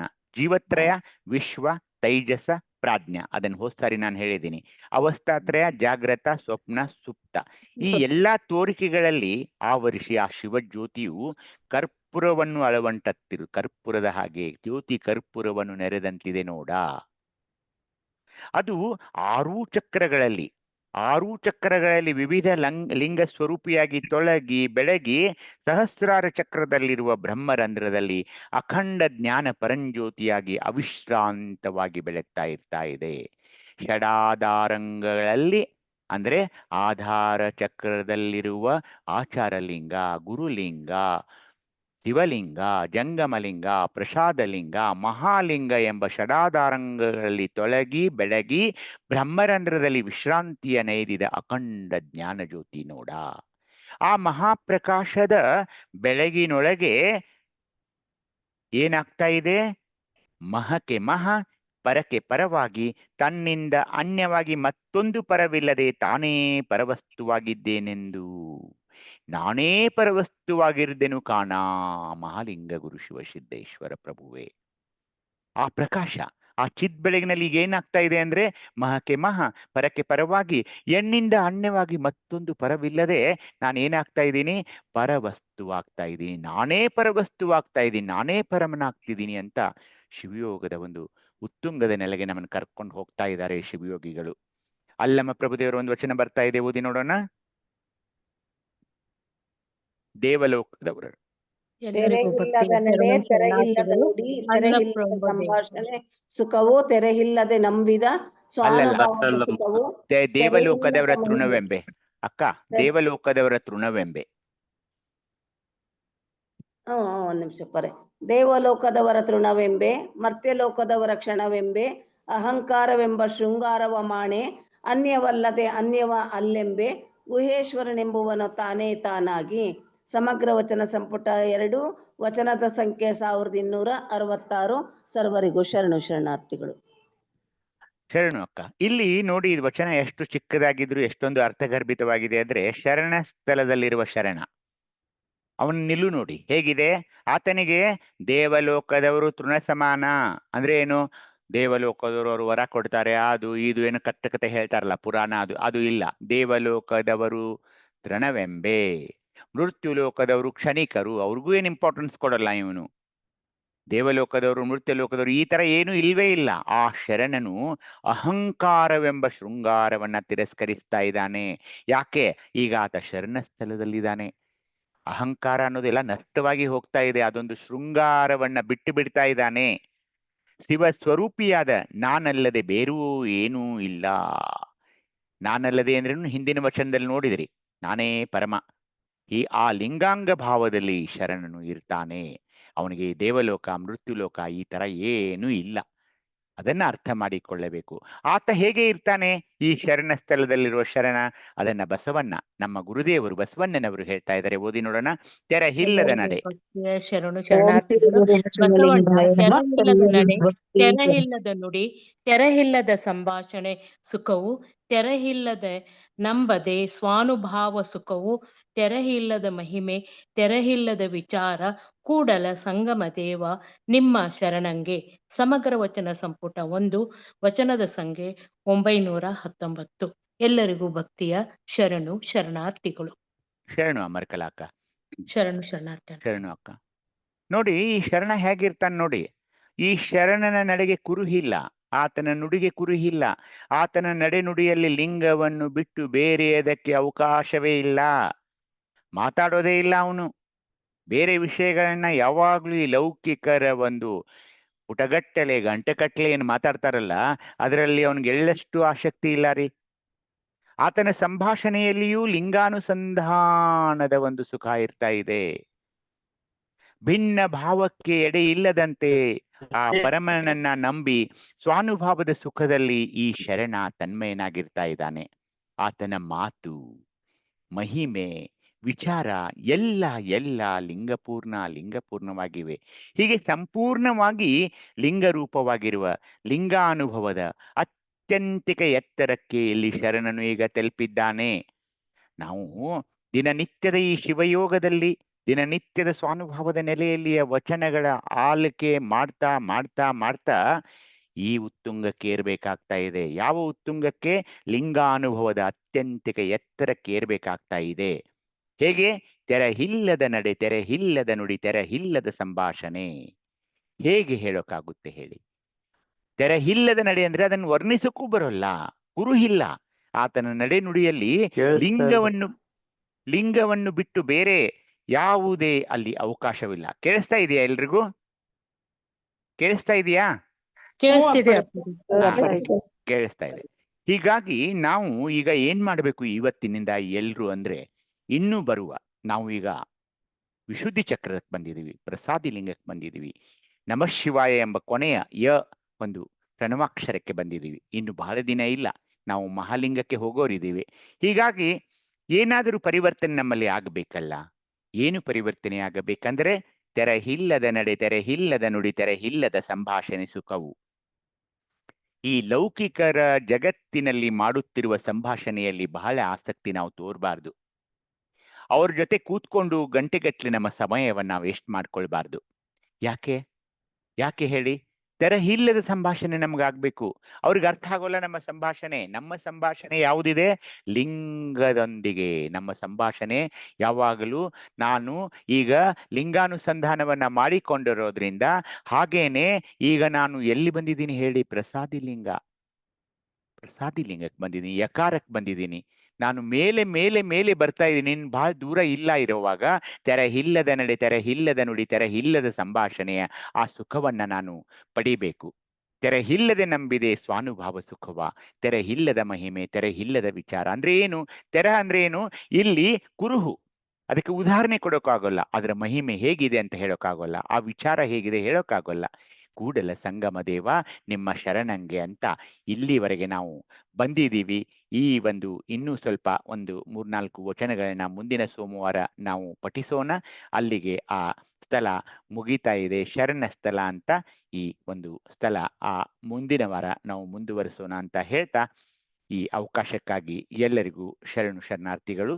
ನಿಮಗೇನಾದರೂ ಸಲಹೆ, ಸಂದೇಹ, ಸೂಚನೆಗಳಿದ್ರೆ ಮಾತಾಡೋಣ ಅಂತ ಹೇಳಿ ಮತ್ತೊಮ್ಮೆ ತಮ್ಮೆಲ್ಲರ ಪಾದಾರವಿಂದಗಳಿಗೆ ಶರಣಾರ್ಥಿಗಳು. ಅಪ್ಪರೇ ತನುಸಾರಾಯ, ಮನಸಾರಾಯ, ಭಾವಸಾರಾಯ ಅಂದ್ರೆ ಏನು ಅಂತ ಅರ್ಥ ಬೇಕಾಗಿತ್ರಪ್ಪ. ಅಪ್ಪರೇ ಶರಣಾರ್ಥಿಗಳು. ಶರಣು ಅಕ್ಕ, ಅದು ಇದ್ರಲ್ಲಿ ಬಂತದು. ಸಾರಾಯ ಅನ್ನೋ ಒಂದು ಶಬ್ದ. ಸಾರಾಯನ ವರ್ಡ್ ಹಾ, ಬಂತು. ತನುಸಾರ ಅದು ಅಂದ್ರೆ ನಾವು ಸಮರ್ಪಣೆ ಮಾಡಿಕೊಳ್ಳೋದು ಒಂದು ಭಾವ ಅಕ್ಕ ಅದು. ಹೌದಾ? ಹಾ, ತನುಸಾರಾಯ ಅಂದ್ರೆ ತನುವನ್ನ ನಾವು ಅರ್ಪಿಸಿಕೊಳ್ಳೋದು ಪರಮನಿಗೆ, ಎಲ್ಲ ತನು ಮನ ಎಲ್ಲವನ್ನು. ಅದು ಸಾರಾಯ ಅನ್ನೋ ಅಂದ್ರೆ ಸಮರ್ಪಣೆ. ಶರಣು ಅಕ್ಕ. ಅದಕ್ಕೆ ತಾವು ನಿಮ್ಮಲ್ಲಿ ಒಂದು ಚಿಕ್ಕದಾದ ರಿಕ್ವೆಸ್ಟ್ ಏನಂದ್ರೆ, ಇನ್ನು ಮುಂದೆ ಬರುವ ಒಂದು ವಚನಗಳಾಗ್ಲಿ, ಸ್ಥಳಗಳಾಗ್ಲಿ ಉತ್ತುಂಗ ಸ್ಥಿತಿಗೆ ನಾವು ಹೋಗ್ತಾ ಇರೋದ್ರಿಂದ ತಾವು ಸ್ವಲ್ಪ ಹೆಚ್ಚು ಲಕ್ಷ್ಯ ಕೊಡಬೇಕು. ಇನ್ನು ಮುಂದೆ ಸ್ವಲ್ಪ ನೋಟ್ಬುಕ್ಕೋ ಅಥವಾ ಪೆನ್ನು ತಗೊಂಡು ಕೂತ್ಕೊಳ್ಳೋದು, ಹಾಗೇನೆ ಈ ವಚನಗಳನ್ನ ನಮೂದಿಸಿಕೊಳ್ಳೋದು. ಯಾಕೆಂದ್ರೆ ಈ ವಚನಗಳಲ್ಲಿ ನಾವು ಯಾವನ್ನ ನಾವು ದಿನನಿತ್ಯ ಲಿಂಗ ಪೂಜೆಯಲ್ಲಿ ಅಳವಡಿಸಿಕೊಳ್ಳಬೇಕು, ಇದೆಲ್ಲ ಚಿಂತನೆ ಮಾಡೋರಿದ್ದೀವಿ. ಎಷ್ಟೊಂದು ನಾವು ಮೇಲೆ ಏರ್ಬೇಕಂದ್ರೆ, ಈಗ ತೆರೆ ಇಲ್ಲದ ನಡೆ, ತೆರೆ ಇಲ್ಲದ ನುಡಿ ಅಂತ ಬಂತಲ್ಲ, ಹೀಗಾಗಿ ಲೌಕಿಕ ಜಗತ್ತಿನಲ್ಲಿ ನಾವು ಸ್ವಲ್ಪ ಆಸಕ್ತಿಯನ್ನ ಕಳೆದುಕೊಳ್ಬೇಕಾಗ್ತಾ ಇದೆ. ಸುಮ್ನೆ ಯಾವುದಾದ್ರೂ ಒಂದು ಚರ್ಚೆಯಲ್ಲಿ ನಾವು ಭಾಗವಹಿಸಬಾರ್ದು. ಏನ್ ಭಾಗವಹಿಸೋದು ಅಂದ್ರೆ, ನಾವು ಯಾರ ಜೊತೆ ಮಾತಾಡ್ತಾ ಇದ್ವಿ, ಯಾವುದೇ ಒಂದು ವಾದ ವಿವಾದ ಈ ತರದ ಒಂದು ಇದರಲ್ಲಿ ಭಾಗವಹಿಸದೆ, ನಾನು ನನ್ನ ಲಿಂಗದ ಜೊತೆಗೆ ಇದ್ದೇನೆ, ಲಿಂಗಾನುಸಂಧಾನವನ್ನ ಈಗಾಗಲೇ ನಾನು ಮಾಡಿಕೊಂಡಿದ್ದೇನೆ ಎಂಬ ಭಾವದಲ್ಲಿಯೇ ಇದ್ದು, ನಮ್ಮ ದಿನನಿತ್ಯ ಜೀವನದಲ್ಲಿ ಕೂಡ ನಾವು ಬೇರೆಯವರಿಗಿಂತ ಒಂದು ಬೇರೆ ಸ್ವರೂಪದವರಾಗಿದ್ದೇವೆ ಅಂತ ಆ ಭಾವದಲ್ಲಿ ಇರಬೇಕು. ಇಲ್ಲಿದ್ರೆ ಏನಾಗುತ್ತೆ, ಈ ಶಿವಯೋಗದ ನಿಷ್ಪ್ರಯೋಜಕ ಆಗುತ್ತೆ. ಹೀಗಾಗಿ ತಾವು ಇವುಗಳನ್ನ ಅರ್ಥ ಮಾಡಿಕೊಂಡು ದಿನನಿತ್ಯದ ಜೀವನ, ನಮ್ಮ ವ್ಯಕ್ತಿತ್ವವನ್ನ ಸಹ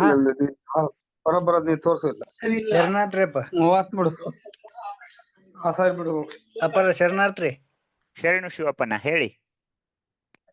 ಈಗೇನ್ ಲೌಕಿಕ ವಿಚಾರಗಳನ್ನ ಬಂದ್ ಮಾಡಂತ ಹೇಳಿಲ್ರಿಪ್ಪ.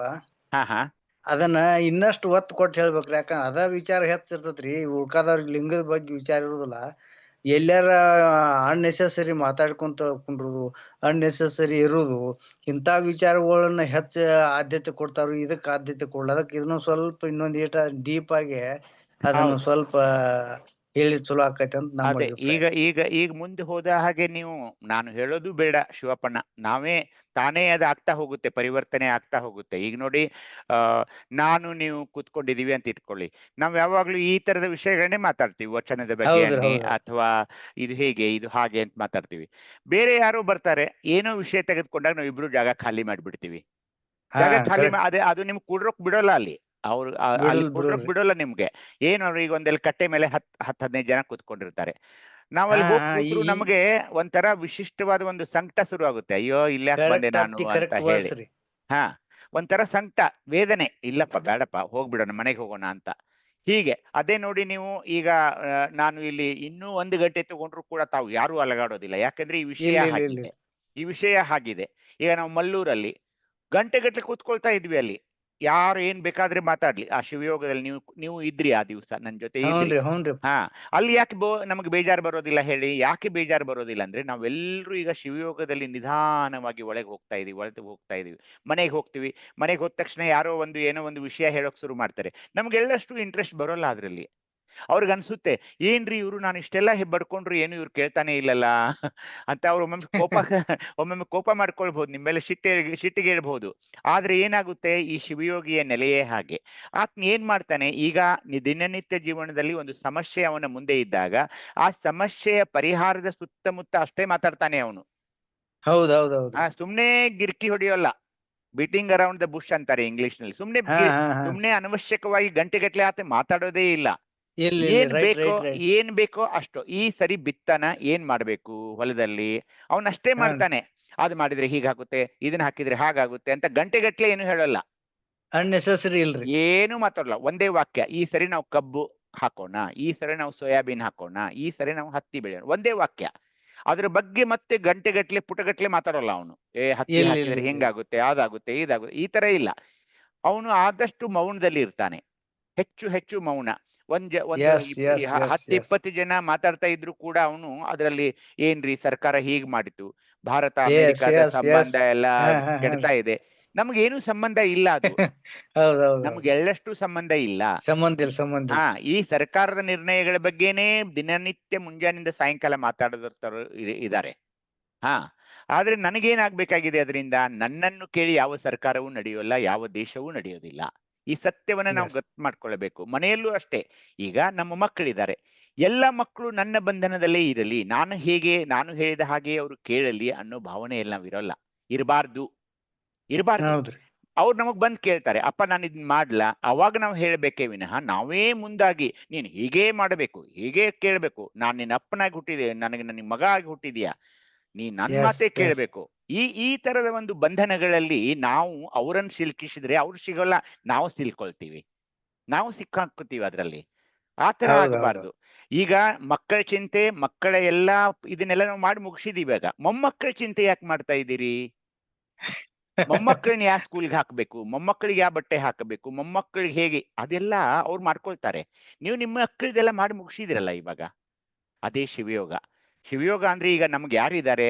ಲಿಂಗಯ್ಯ. ನನ್ನ ಇಷ್ಟಲಿಂಗದ ಬಗ್ಗೆ ಅಷ್ಟೇ ನಾನು ಚರ್ಚೆ, ಅವನ ಬಗ್ಗೆನೇ ನಾನು ಯಾವಾಗ್ಲೂ ಲಿಂಗಾನುಸಂಧಾನ. ಅಂದ್ರೆ ಅವನ ಜೊತೆನೇ ಇರೋದು ಇವಾಗ, ಮತ್ಯಾರು ಇಲ್ಲ ನನಗೆ. ಈಗ ಸಾಕು, ಈಗ ಯಾರು ಇಲ್ಲ. ಈಗ ನನ್ನ ಹೆಂಡತಿ ಇಲ್ಲ, ನನ್ನ ಮಕ್ಕಳಿಲ್ಲ, ಏನೂ ಇಲ್ಲ. ಅವ್ರು ಇದಾರೆ, ಅವ್ರು ಲೌಕಿಕ ಪ್ರಪಂಚದಲ್ಲಿ ಇದ್ದಾರೆ. ಅವರು ನನ್ನ ಜೊತೆ ಈಗ ಸದ್ಯಕ್ಕೆ ಯಾರಿದ್ದಾರೆ? ನನಗೆ ಅತ್ಯಂತ ಶಿವ ಸುಖವನ್ನ ಯಾರು ಕೊಡ್ತಾ ಇದ್ದಾರೆ ಅಂದ್ರೆ ನನ್ನ ಎದೆ ಮೇಲಿನ ಲಿಂಗ. ಹೀಗಾಗಿ ನನ್ನ ಬಾಯಿಂದ ಏನು ಒಂದು ಪ್ರತಿ ಶಬ್ದ ಬರುತ್ತಲ್ಲ, ಅದು ಲಿಂಗದಿಂದ ಬರ್ತಾ ಇದೆ ಅಂತ ಪ್ರಜ್ಞೆಯಲ್ಲಿ ನಾವು ಇರ್ಬೇಕಾಗ್ತಾ ಇದೆ. ಹೀಗಾಗಿ ಎಚ್ಚರದಿಂದ ಮಾತಾಡ್ಬೇಕು. ನಮ್ಮ ಬಾಯಿಂದ ಬೈಗಳು ಬರಬಾರ್ದು, ಕೋಪಿಸ್ಕೊಳ್ಬಾರ್ದು, ಶಾಂತವಾಗಿರ್ಬೇಕು. ಇದೆಲ್ಲ ಈ ಶಿವಯೋಗದ ಒಂದು ಪ್ರತಿಫಲವಾಗಿದೆ ಶಿವಪ್ಪನ. ಇದನ್ ಫಾಲೋ ಮಾಡಕೈತಿ ನಾವ್ 1 ವರ್ಷ ಆತ್ರಿ. ಒಟ್ಟ ಮೌನ, ಸಾರ್ವಜನಿಕರು ಮಾತಾಡಂಗಿಲ್ರಿ. ಎಲ್ಲದಕ್ಕೂ ನಾವು ಎಲ್ಲದ್ರಲ್ಲಿ ಮೂಗು ತೋರಿಸ್ಕೊಳ್ಳೋದು, ಎಲ್ಲದರಲ್ಲಿ ಚರ್ಚೆಯಲ್ಲಿ ಭಾಗಿಯಾಗೋದು, ಯಾರೋ ಏನು ಅಂದ್ರೆ ಅಂತ ಕೋಪಿಸ್ಕೊಳ್ಳೋದು, ಈ ತರ ಏನು ಮಾಡ್ಕೊಳ್ಳೋದಿಲ್ಲ. ಸುಮ್ನೆ ಇರೋದು, ಆರಾಮಾಗಿರ್ಬೋದು. ಯಾಕೆ? ನನಗೆ ಅತ್ಯಂತ ಸುಖವನ್ನ ಕೊಟ್ಬಿಟ್ಟಿದ್ದಾನೆ ಈಗಾಗಲೇ. ಅವ್ನು ನನ್ನ ಜೊತೆನೇ ಇದ್ದಾನೆ, ನನ್ನ ಎದೆ ಮೇಲೆಯೇ ಇದ್ದಾನೆ. 24/7 he is on my body, he is in me, he is inside me ಅಂತ ಆ ಭಾವನೆಯಲ್ಲಿ ನಾವು ಇದ್ದುದಾದ್ರೆ ಈ ಶಿವಯೋಗ ಖಂಡಿತ ಪ್ರತಿಫಲವಾಗಿರುತ್ತೆ. ಅದಕ್ಕೆ ಅವ್ರು ಶತಾಯುಷಿಗಳಾಗೋ ಕಾರಣ ಇದೆ.